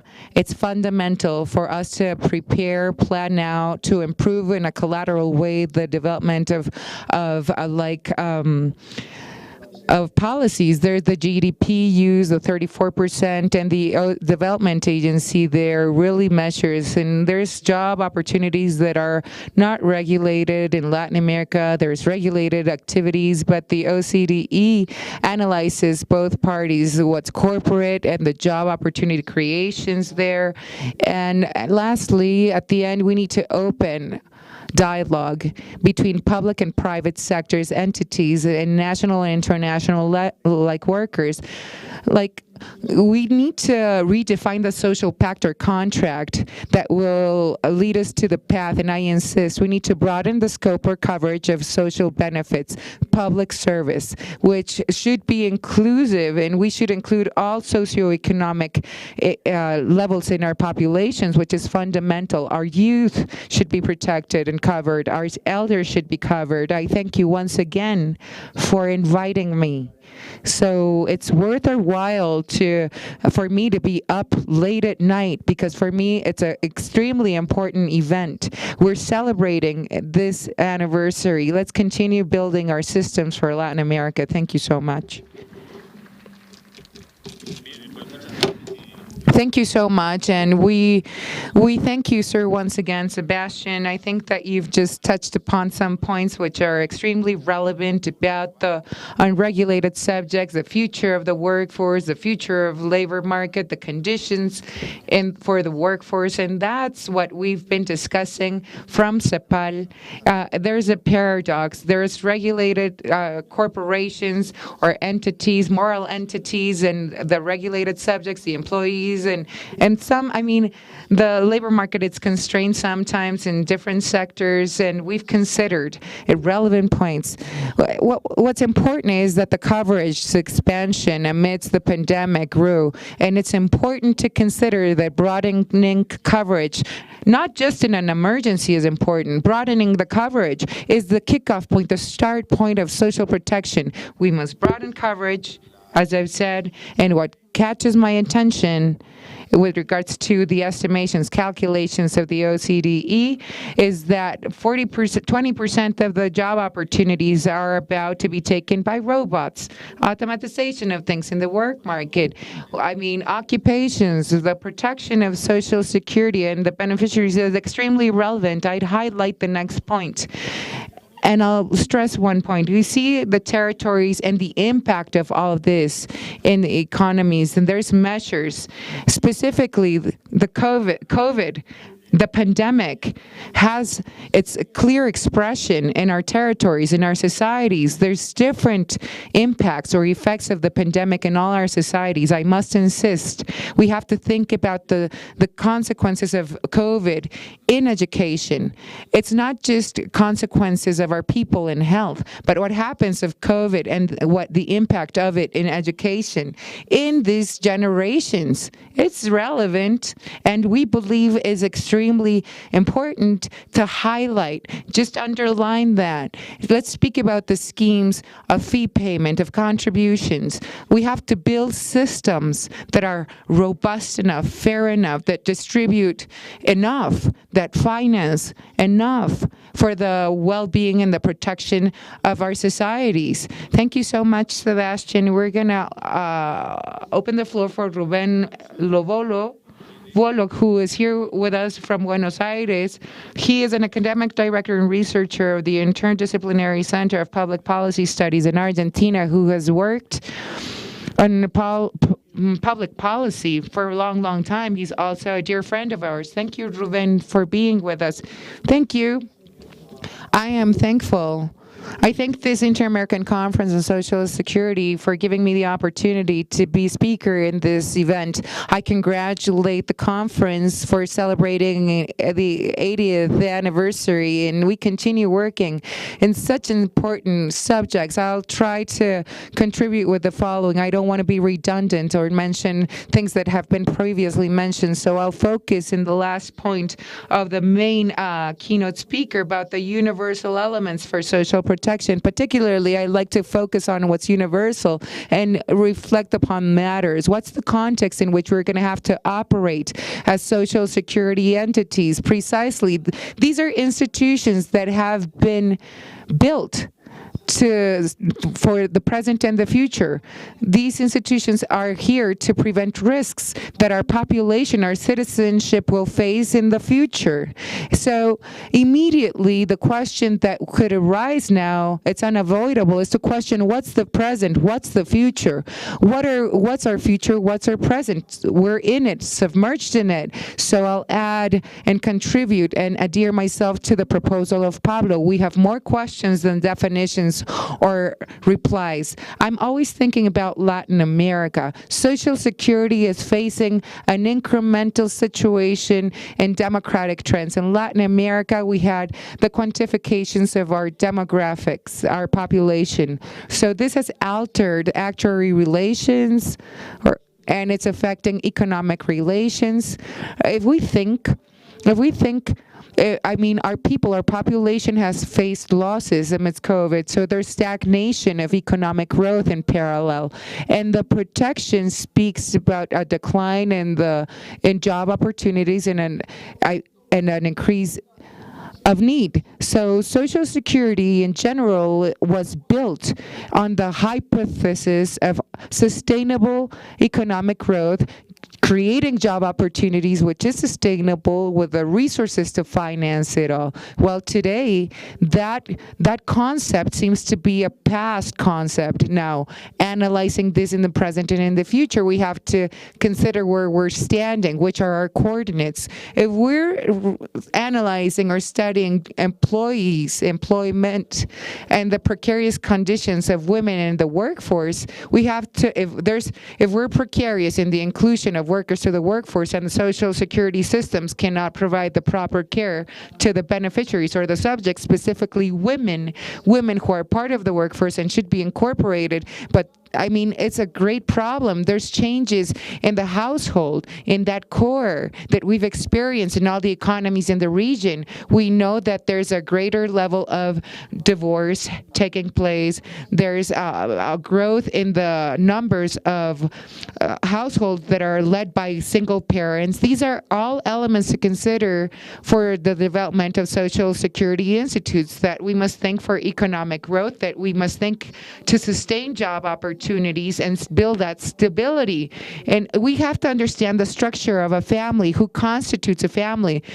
In history, how is a household organized? There's a subject that provides what the family needs. So that was completely what happened. And it's evident to us that that way of analyzing the household and how we structure society and how the work or job market reacts to it with its systems or institutions is under serious threat, because we have time, a specific time.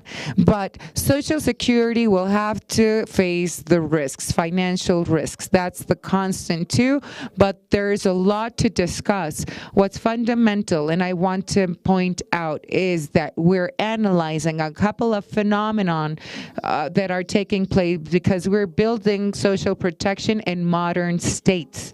But number one, we have to value the human capital with a job or the employees and the capital. We have to reanalyze the processes in change and the changes in the workforce and the production of things. How do we assess what's financial, the economies? How do we understand the trust funds, the investments funds, the trust that we have for Social Security? And I want to speak of another great risk that I use as reference. There's environmental risks, which is ever growing. There's so many changes. There's climate change. And climate change affects the functionality of economies and the systems created to protect our societies. Social Security functions in a context of social contingency that we can prevent, and we can ensure that protection. If there's a labor work incident, there's some sort of leave from work, etc., etc. In parallel, climate change is another risk. It's a global risk. It's not a manageable risk. No institution can manage climate change. Second point. We don't have clarity about what we need to prevent.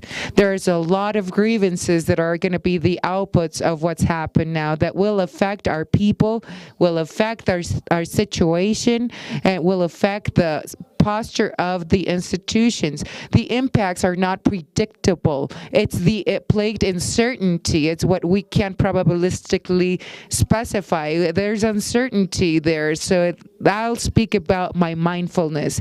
Amidst this context, we have to continue operating to protect our societies. The context could be very there's subjectivity, and we analyze the past. We need to think and rethink, re-engineer objectively social benefits. And I'll also mention as reference the following. Number 2, I'll mention 2 points. For example, the Social Security systems or institutes with their programs pretend to replace the situation of the people or in our population to redress the damage or grievance through Social Security benefits. There was a payment of income or replaced somehow elements to restitute their situation. This is seen in societies. There's people that have like the minimum incomes or maximum incomes, and there's people that had absolutely nothing. So the question is, amidst a context of great uncertainty, amidst this context where there's no economic growth, where the employment opportunities have been weakened, wouldn't it be better for us to revitalize under reason, considering climate change? We should revitalize other preventive components, the element of prevention of Social Security. We don't need to repair, we should prevent. These elements of prevention, and I'll mention it in this tone. I mean, isn't it more reasonable to re-engineer the system in such a way that the social protection institutes could guarantee and engage themselves to guarantee at least the basics for the universe of the population that's being affected by all the other risks? Not just instead of just giving themselves the privilege or luxury to pay the minimum. If we pay the minimum, we have to think about creating a universal network of services or benefits for the universe, or the whole population could be guaranteed something amidst all these uncertainties. And with this, I give closure to my contribution, and I'll speak about the role of jobs. The previous speakers and what's documented in our libraries there gives us the substantiation to clarify the ideas. We need to create job opportunities, top quality opportunities, not just opportunities to work. What about the standardization, the characteristics of our societies? We built this with a hypothetical case. It should be equalitarian. We could have actuarial predictions. We work with the statistics to measure the population and who was where. The reality is that what we're facing is it's all heterogeneous, but it's still precarious.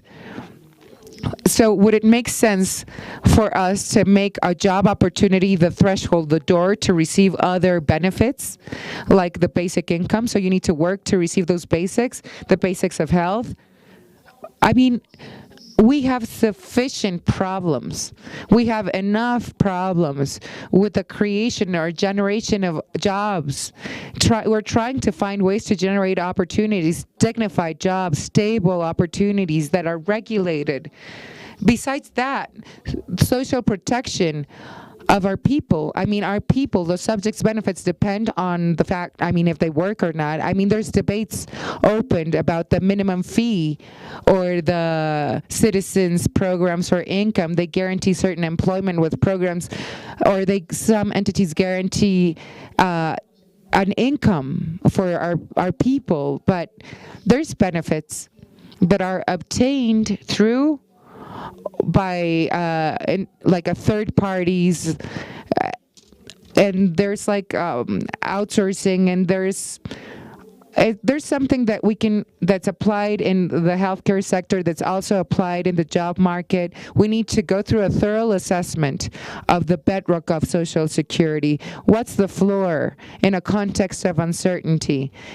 The reasoning or the judgment behind it should be logic, and it should align us to see or build social protection as a response to all of those complexities and uncertainties that have been something that we've lived in the present. That's what I wanted to mention, Pablo. So just as a remark, my comments. Thank you so much.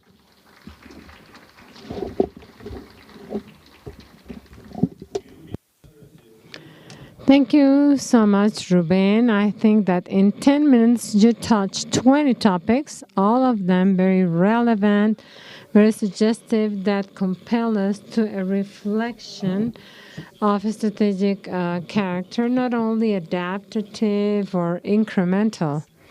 I think that you have highlighted that Social Security is inside a new context. I think that this is a very important element where several of the fundamental hypotheses of the systems of Social Security that we have are in question.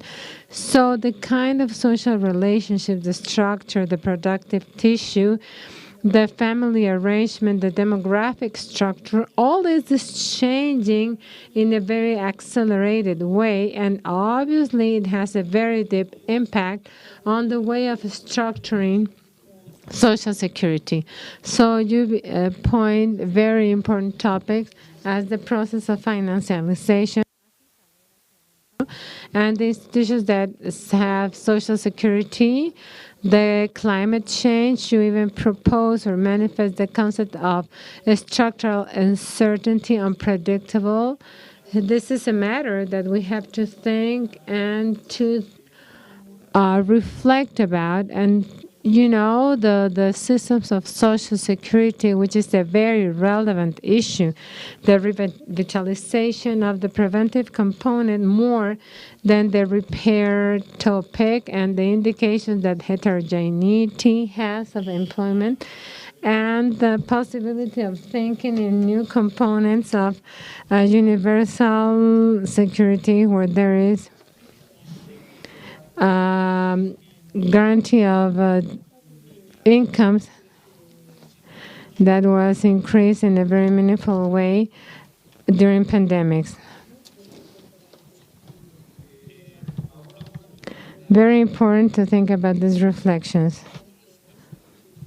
We have two people in the federal government of Mexico. First of all, we will have Carlos Martinez, the director of Infonavit, for the housing of workers. And we want everyone to know what Infonavit means, because this is a very relevant institution in terms of the access of housing for the workers of Mexico. And after that, we will have the honor of the intervention, the participation of the Secretary of Work and Social Provision, Elisa Maria Alcalde. Thank you very much for attending and for being here with us today.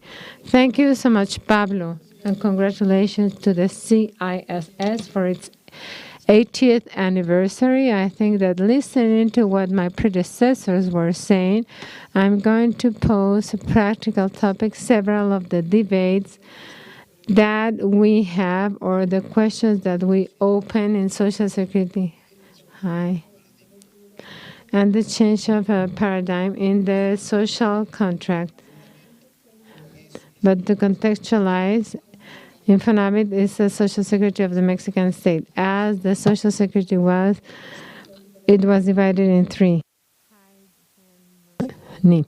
And the Social Security and the part of housing that has Infonavit that is confirmed in the quota of the workers and the employer.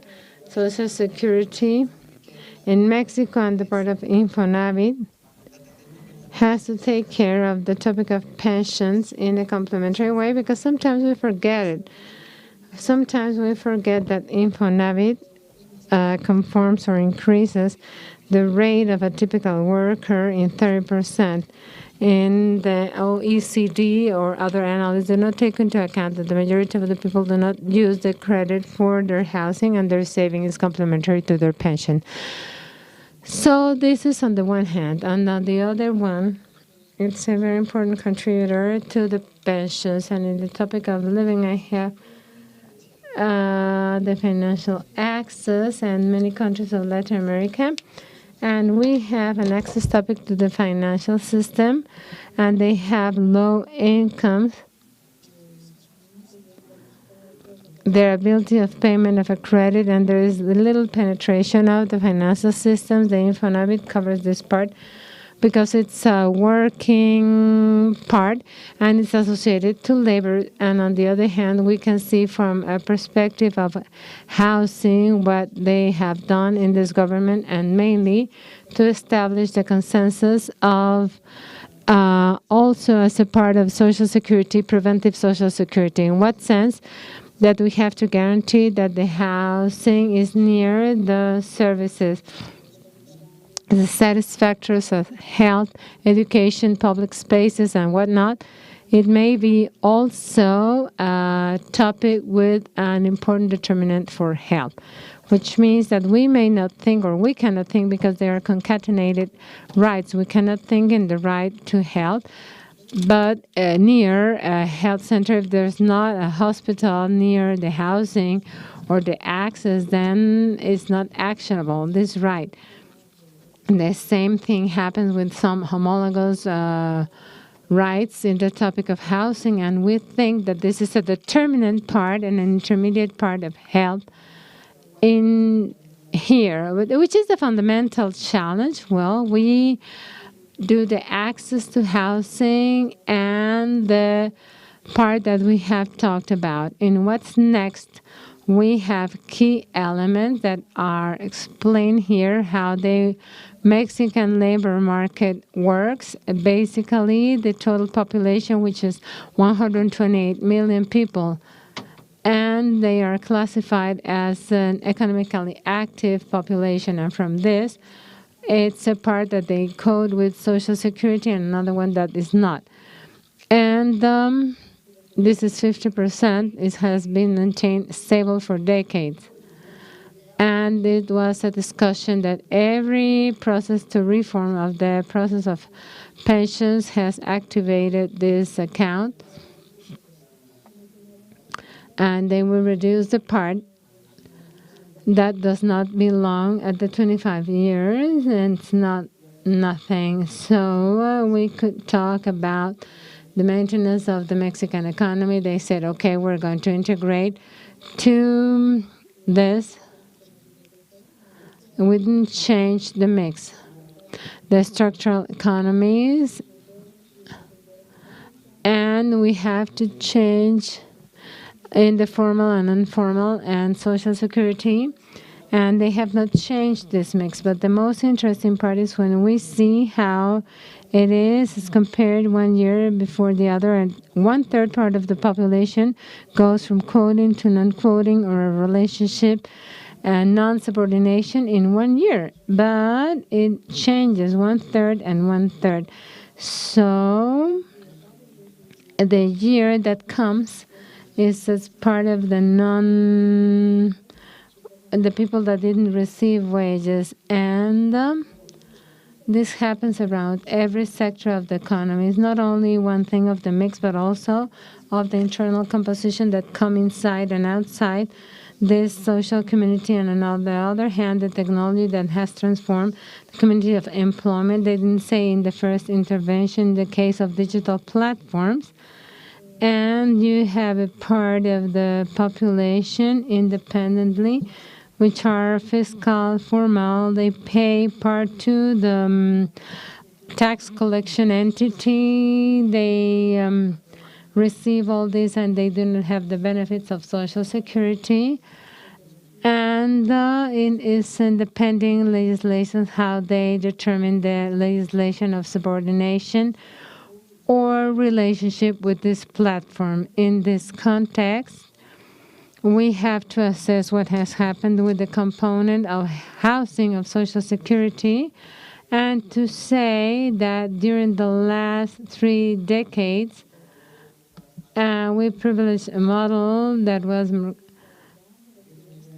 where there was this idea that it's very authoritarian and has to do with the famous dormitory cities. It happens here in Mexico, but also in other countries of Latin America where Social Security financed this thing. So the workers will sleep in the city and they will do the consumption, the work, and their life in somewhere else.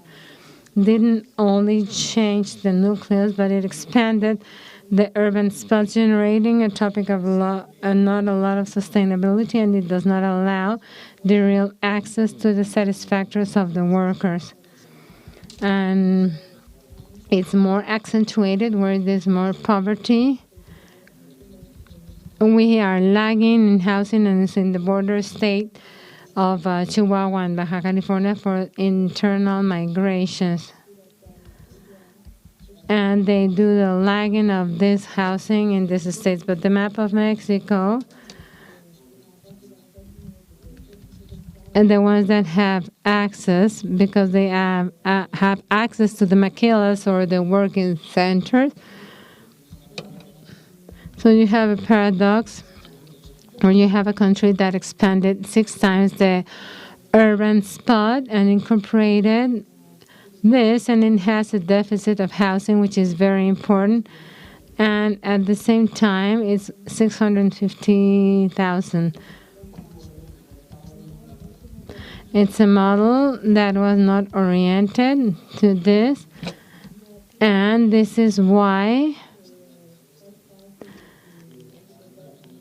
And through the policy as a multiplier of the rights, and as of adopting this and accessibility and others to the housing, you can do it part of the Social Security, which is also preventive. And this is what we are betting on. And on the other hand, in what's next, we have a part that has to do with the reform of pension system, which you know that the president did a very ambitious one, where basically they increase the contribution of the companies in order to increase the replacement rate in these individual accounts during this number of years, and it decreases the minimum weeks of. So this has had an effect that in the first year it would increase in 12% the delivery of money that Infonavit had, and that they had 150 weeks. And it has to do that this reform adapts in a better way to the working trajectories of the Mexicans, which is of around 11 years, where they transit the informality and the formality, and they do not access all this. And this impeach the access, the adequate access to housing, and thus they could not complete the factor of Social Security even if it was established in the legislation, these 3 pillars: health and housing. So something else that this government has done had been the access to the adequate housing, and it was approved in one of the chambers. The concept of adequate housing, the constitutional 4th article establishes that we have said that dignity corresponds to people, but that houses, it has to be adequate. Because dignity is understood from a human rights perspective, but it helps us to measure these urban spots and so on, so forth. And we have how the Infonavit may contribute with this series of reforms that the President has done to facilitate the access to the people that do not quote in Social Security. And this is one of the questions that emerge. So how do we cover the ones that quote in this contributive system of Social Security? In the formula we find, at least in the housing, is to change the subject of credit to the legislation, the subject of credit that has to be the one that quoted in the Infonavit to the one that has an account. So, and if there are 21 million workers that quote in Social Security, there are 40 million that quoted once and then have an account in Social Security, and also did not have access to the satisfactory of the housing. So with this, the Mexican people does a reform that is wide with respect to the access of credit to housing, and beside the ones that do not quote in Social Security but are heads of deposits may access to credits for improvement of housing. And with this, we expanded the border, and the ones that are uninformal, and the challenge of the financial system and Social Security will have to be in those that have never quoted, or their utility of quotation is so low that a credit of this nature is insufficient in order to cover their not expenses in the housing. And to take care of this, we basically took care of the ones that were not taken care of. And for people that do not quote anymore, mortgages and to have other people not included in the Social Security, but not included in the financial system, as is the case of policemen. Policemen in Mexico do not have access to Social Security, and the bank excludes them for any kind of credit. They are a population of risk. They risk their life in order to take care of the population. However, the banking rules says, okay, they're going to die. Infonavit has this part in order to cover the corporations of policemen. It's a project in the state of Yucatan that covers all these policemen, and it's working with the states of Sonora, Chihuahua, Nuevo León, and Michoacan. As a conclusion, I would say that thinking in what implies the new way of working is that a great part of the population doesn't have access to Social Security, and it transits in formality and informality in the same labor life. We have to see this in this life between quoting and non-quoting in Social Security, and to have this registration to be able to widen or to make flexible the systems of Social Security to cover at least those that sometimes quoted, and to impel a financial inclusion. And the part of this we have discussed a lot. And one of the rules of the financial system that has been adopted by the Latin American countries is very restrictive. They had to adapt the synergy. It's a concept, a consensus, which is very restrictive, but maybe it's not the most adequate for emerging economies that have strong problems in order to show incomes. They have weak fiscalization systems, and they cannot show their income. So we have to think about this part. And Social Security, we have to adapt in the new ways of work. And we said it with the other interventions, but we have to adapt it to the platforms and the relationships of subordination and the others that exist in this kind of platforms. And to this.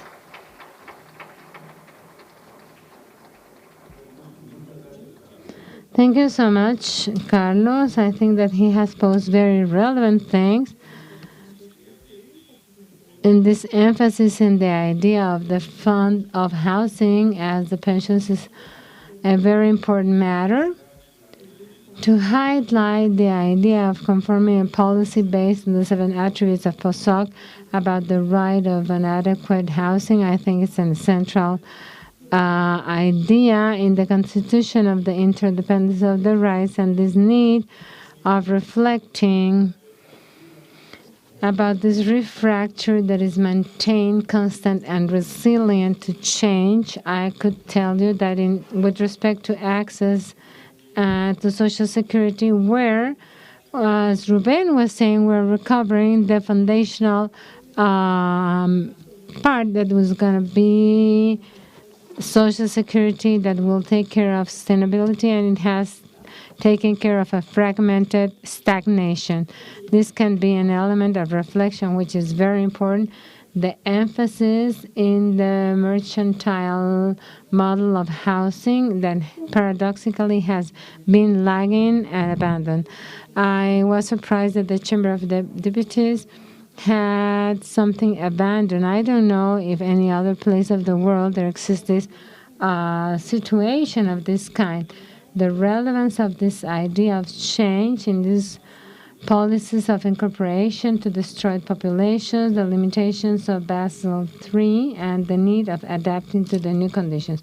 Very interesting. Thank you so much. And now we're going to pass the floor to Luisa Maria Alcalde, who is the Secretary of Work and Social Prevention of the Government of Mexico. And please let me highlight, because we have a lot of colleagues that come from other countries, one of the distinctive risks is the change of minimum wage, the modification of the regime of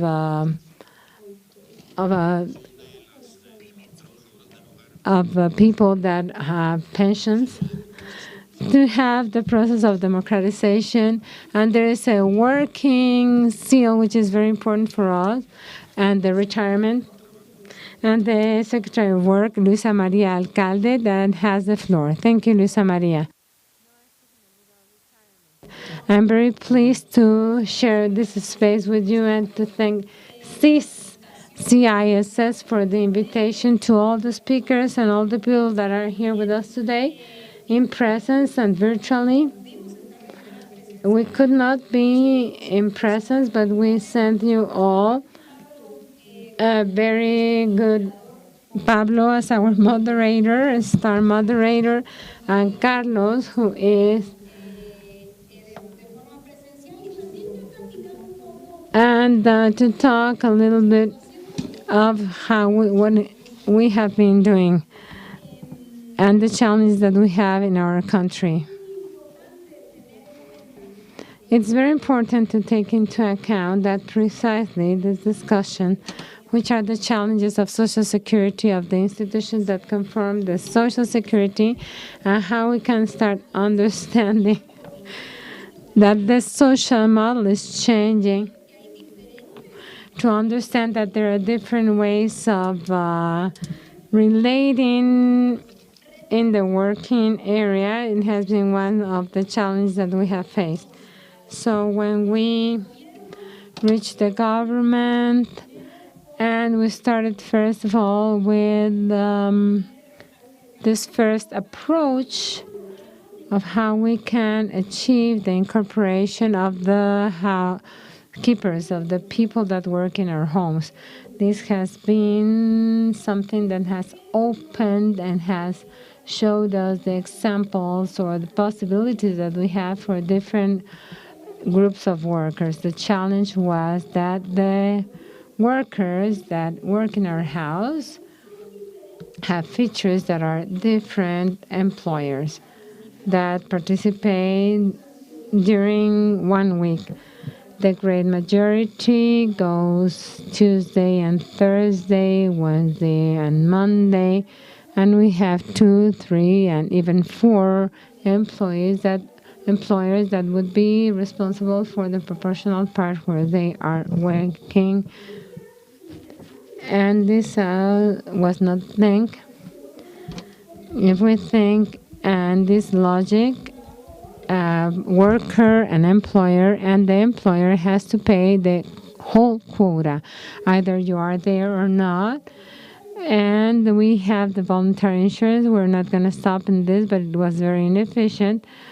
And it didn't have every right guaranteed. So the logic was only the worker that has one employer will have access to Social Security because it's one person responsible and they have the entire responsibility. So we start evaluating with the Infonavit, the IMSS, how to model a system or a pilot that would allow the employer to say, well, I pay proportionally at 1 day or 2 days, and how this could be seen in a system that would allow certain coverage.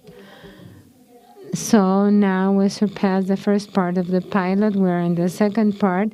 And the truth is that it has taken time for us, but this has been allowing us this example in our workers at home, other kind of groups that also work with different employers and that can start to incorporate. So we can have an idea of the challenge. We have 50,000 people that work in our homes that are enrolled in the Social Security, and we have to achieve this structural impossibility that existed in our country in the institutions. So we have to advance on this. This means that as we facilitate and we make the mechanisms of incorporation in Social Security more flexible, we're going to be able to encompass different groups, which is our next challenge that we also have talked about in the past about this, is to incorporate the workers in platforms that also have a similar reality. Why? Because the platform workers, many of them work for different platforms. At the same time, they are in Rappi, in Didi, in Uber, or in Uber Eats, and so forth. They have the possibility of connecting to the area, and there should be this flexible model through which the platforms respond with the proportional part of the time that they devote to their business. So, in order to advance amidst the formalization of this group and to have a regulation in the federal law of labor, and this is a discussion that we have opened with the companies and with groups of workers, there has to be the institutional possibility that in front of the IMSS or the Infonavit, and obviously in the topic of pensions, we can abound on these features. And also we have a fundamental access and the incorporation of these workers that are self-employed or that works by per diem, freelance. So 33 million of workers don't have Social Security. We don't see that many of these in reality. They are freelancers or professionals, lawyers, doctors, a lot of professionals that work with on their own, and they work and they are not in the Social Security, even if they are part of the economically active population. We are in the universe of the 33 million.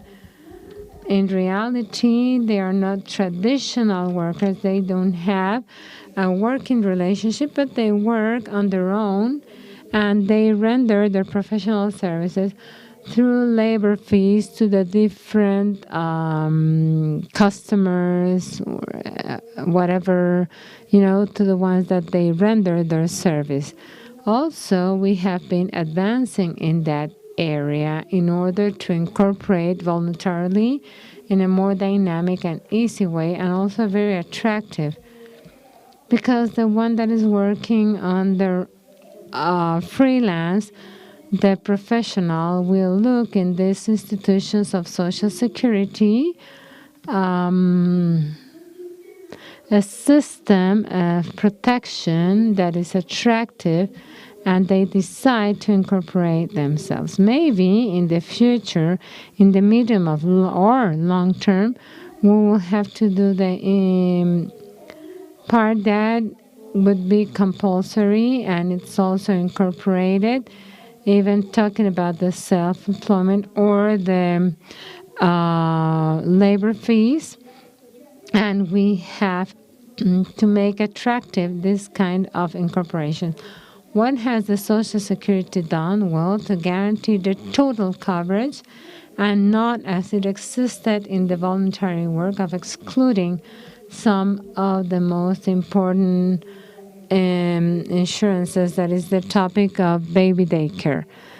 And one of the challenges that has been very important in the advance is precisely to start incorporating all this diversity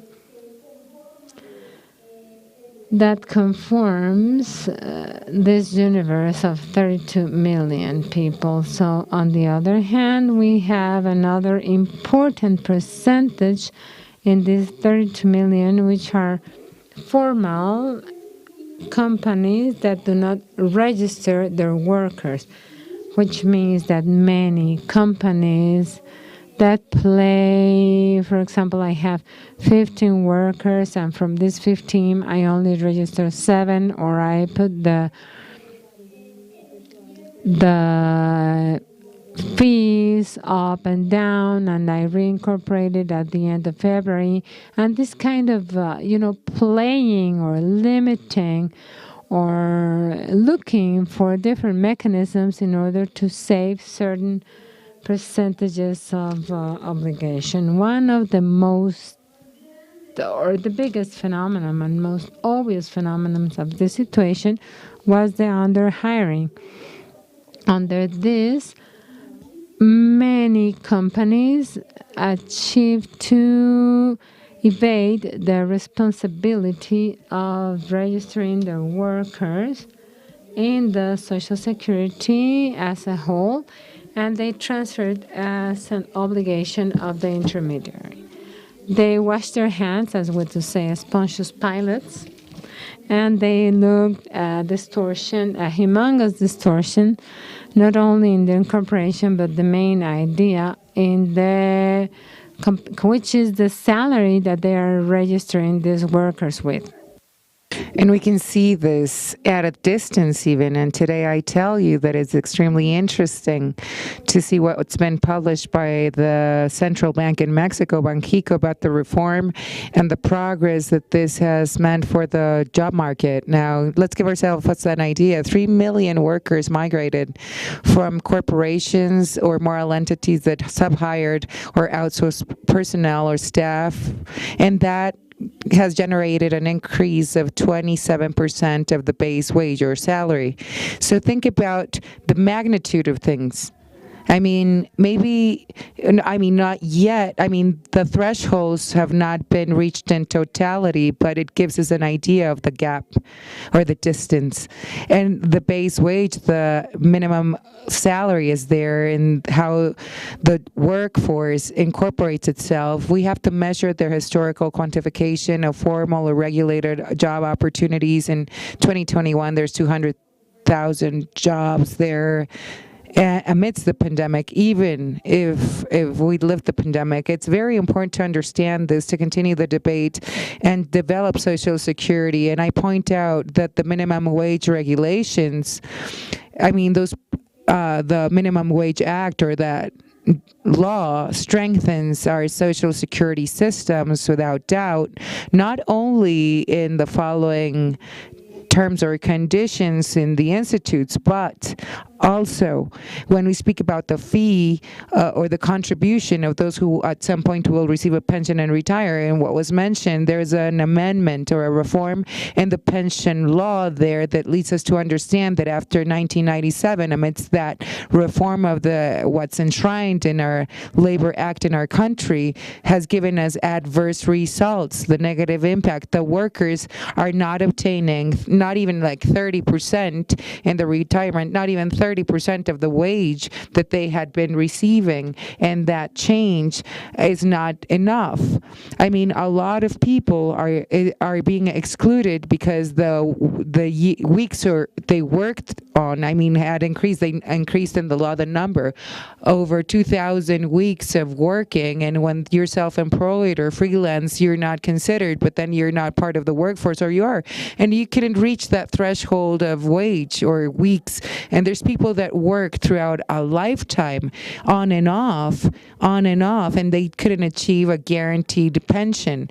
The logic of pension changes. We know that the working weeks, or the weeks that the person has worked, has to be lowered, but we must increase the percentage of fee payments. So the pensions at some point are dignified at the end, because at the end of life, the pensions, I mean, condemn us because you work a lifetime, and at the end, in the last stage of life, when you have more economic difficulties, more risks, more health issues, that's when you receive that blow in your income. You lower the percentage, and if we add this to the minimum wage law there, we need to strengthen the system significantly. The pension scheme needs to strengthen significantly by also increasing the capacity of Social Security institutes. I mean, I don't want to consume more time. And as a conclusion, I tell you, we need to continue under a specific logic. And we need to understand that the lack of regulation for the subjects in Mexico is something, I mean, there's unregulated subjects that work for formal or informal companies, but in that pool of subjects, there's employment, workers that work only for a specific, like retainer, workers that are freelance or in formal jobs. We need to tackle the issues and measure the other percentages, which are important, and open up to the possibilities. The Social Security institutions should be a bit more flexible every day, easier to deal with, easier to record, I mean, to enroll oneself in. Or we could use apps for the registry to be active or disactive in the platform or system. And we should make the addition of the subjects to these platforms easier. And for parties involved, for the employers, for the other stakeholders, it's not just drafting a law. It's not just having the Labor Act at a federal level. We need to create the proper conditions for our people so they can be registered. We should be capable of providing the parties, the employers, easy answers. We need to continue, I mean, eliminating simulation schemes. We need to really audit or go through inspections and monitor if there's a lack of conformity or lack of compliance. We need to analyze the minimum wage law, the provisions. We need to review things and review pension schemes after these amendments or modifications. The question is, how are we going to increase the results, enhance the results? What's going to happen with those people who are going to receive a pension and have to adapt to this new pension scheme model?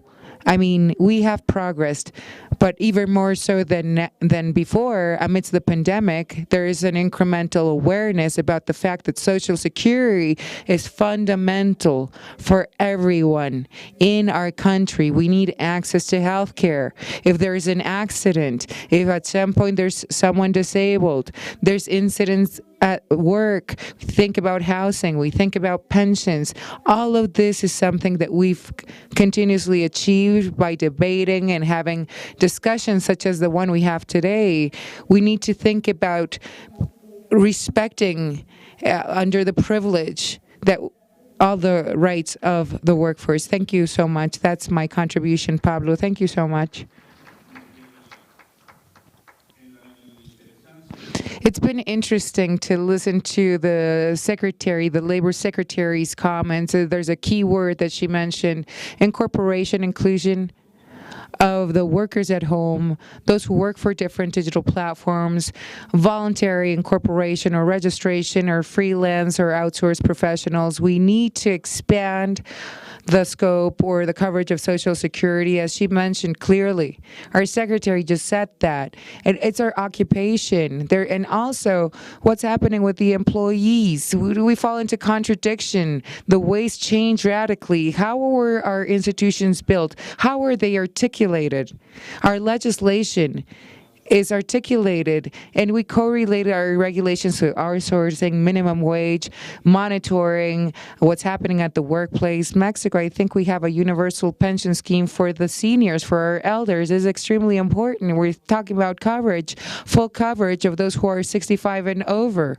I mean, there's an increased amount of those people here. Now, at the end of the former administration, there's going to be 1.4 of our GDP, and that percentage will be used for that universal pension. This is a matter of debate. We debate new models of Social Security schemes in Latin America. So thank you so much, Secretary. Thank you, Luisa Maria, for being with us and for all your considerations. I know we've all had a long day. I saw the work program, and we started at 7 a.m. We're talking about the creation of modifications in the work program, and in the celebration of this conference, I'll tell you, I'll give you each one of our participants a minute to express their comments, or if they want to give us more feedback. Fabio, thank you. Thank you once again. The truth of the matter is that there's a lot to do. I don't know if you can hear me. Can you? Yes, of course we can. Now, there's a lot of things that we could say, to contribute to this debate. There's so much to discuss, but I'd mention some elements. Some of the themes that were discussed here are linked with being regulated or not. I mean, being a regulated subject or not is not solved just by trying to include the workforce to Social Security systems. The being regulated or not is a broader phenomenon. It's a broader phenomenon that obviously has to do with the structure, the productive structure in parallel with a model of production. And this is not just going to solve with the inputs of Social Security. What's happened in the past decades, there's amendments in pension schemes that try to eliminate or eradicate the lack of regulated subjects, and we analyze the employer side of things and counterparts, the things back in what have not functioned. It's not like the panacea or the solution or cure for everything. I mean, we have to go through a thorough multi-analysis. We have to see all the facets of the productive structure. We have to analyze poverty. We have to analyze, and I agree with Sebastian, we have to talk about investment and education. We've decided to invest in institutes of social protection that guarantee universal coverage and access to the basics. Not only education, not only is it universal, which are the conditionals? What conditions the access to services of health and education, etc. This is fundamental. We need policies in parallel that should strengthen Social Security as part of the elements that build Social Security. We talked about the functional side of the workforce and the use of different systems. I think that we'd all agree on the fact that the payments for social benefits are not the only way to finance social protection. I mean, the payment of those fees are going to change in the future, so we can distribute capital or that principal and income and, develop our opportunities, work. We're not saying, with our institutions, it's not that the model of Social Security entities has to be followed. The OIT or LIO hasn't demanded that, but there's so much research to do, there's so much to study amidst a transformation and transition to be protective and provide services of Social Security is something that represents a challenge in general. There's also what happens with taxes. We need the contributions to finance the payments. Who is protected by the system? I mean, there's payments or contribution, and there's people who are excluded from social protection. We're talking about 4 billion people in the world. 50% of the population is excluded. They're not receiving any type of protection from any system or institution. So it's a cumbersome challenge. We talk about this cumbersome challenge. It's not just about the schemes of payment.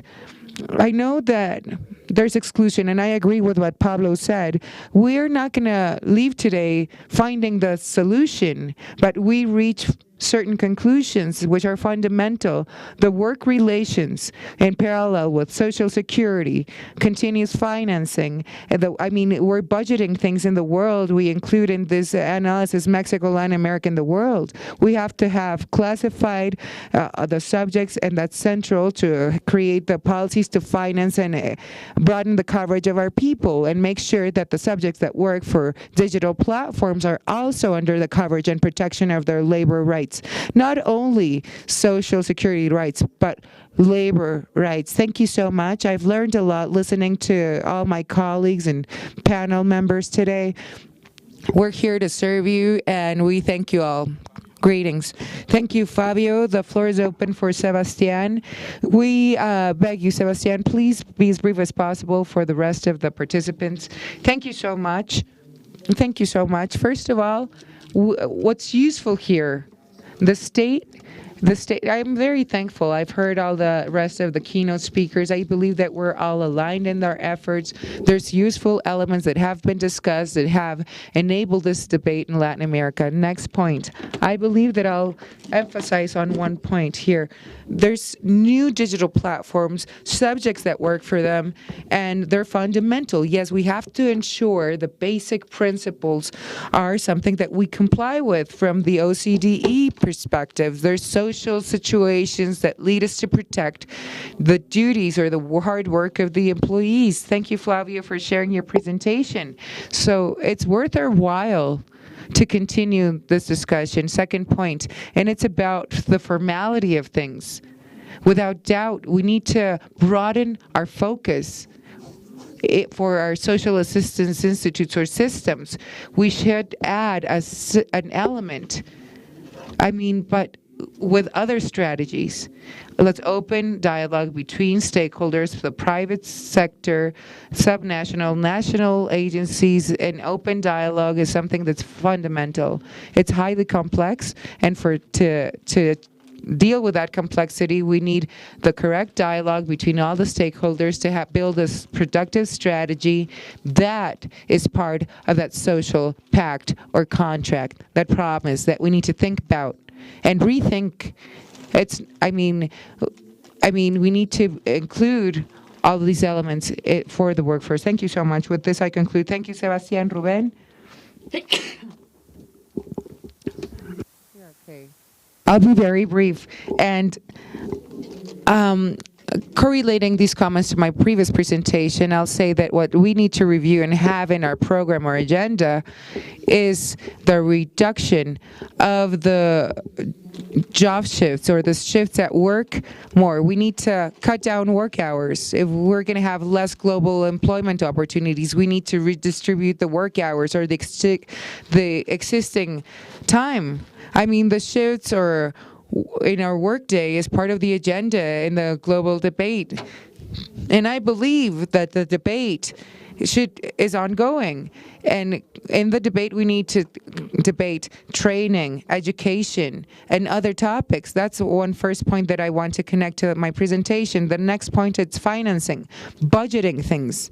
If we consider what was mentioned, the problems that we're going to face in economic growth, the problems that we're going to face in the labor market in Latin America, I think that we need to start moving and, we compare ourselves to other countries and see what they're doing with the contribution tax to stocks, taxes to what flows. And I'll say this concretely. We have to think about the fee payments of salary. We have to not be as tight with the value-added tax collections, and we need to be progressive. And we need to place everything. We have to create everything that has to be at the service of our people. And with other themes to discuss, I'll mention the last point. The main problem that I see in Latin America is that companies or moral entities that generate opportunities for people to work are not productive enough. The highly competitive sectors and of top production are fundamentally the ones that are correlated to nations' natural resources are not doing enough. So I clearly know that I don't have enough time, but we need to debate what's happening with the economic activation in this region amidst the changes that are taking place in the global economics of the world. With the models that we have today, we cannot correct what's happening at the time being. Thank you, Ruben. Carlos tells me that he will give Luisa Maria his time to participate so she can give closure to the session. Please, Luisa Maria, we hear you. I congratulate this Inter-American Conference for celebrating the 88th anniversary of hard work. You know, your work is something that's achievable. We compare best practices. We contrast initiatives in different countries in our regions. Now, that leads us the path. How are we going to face the challenges? We're going to just respond to them, to each and every one of them as nations. So I believe that if we put ourselves on that line and have clear objectives, with our core, we have the fourth transformation project by the former administrator executive branch López Obrador that wants to cut back or narrow the gaps and redistribute the income better. With this initiative, we're going to continue strengthening the basic thresholds of minimum security, and we can open channels and paths to improve the conditions of the workforce. So that's the compass that should give us guidance to draft public policies in the former government.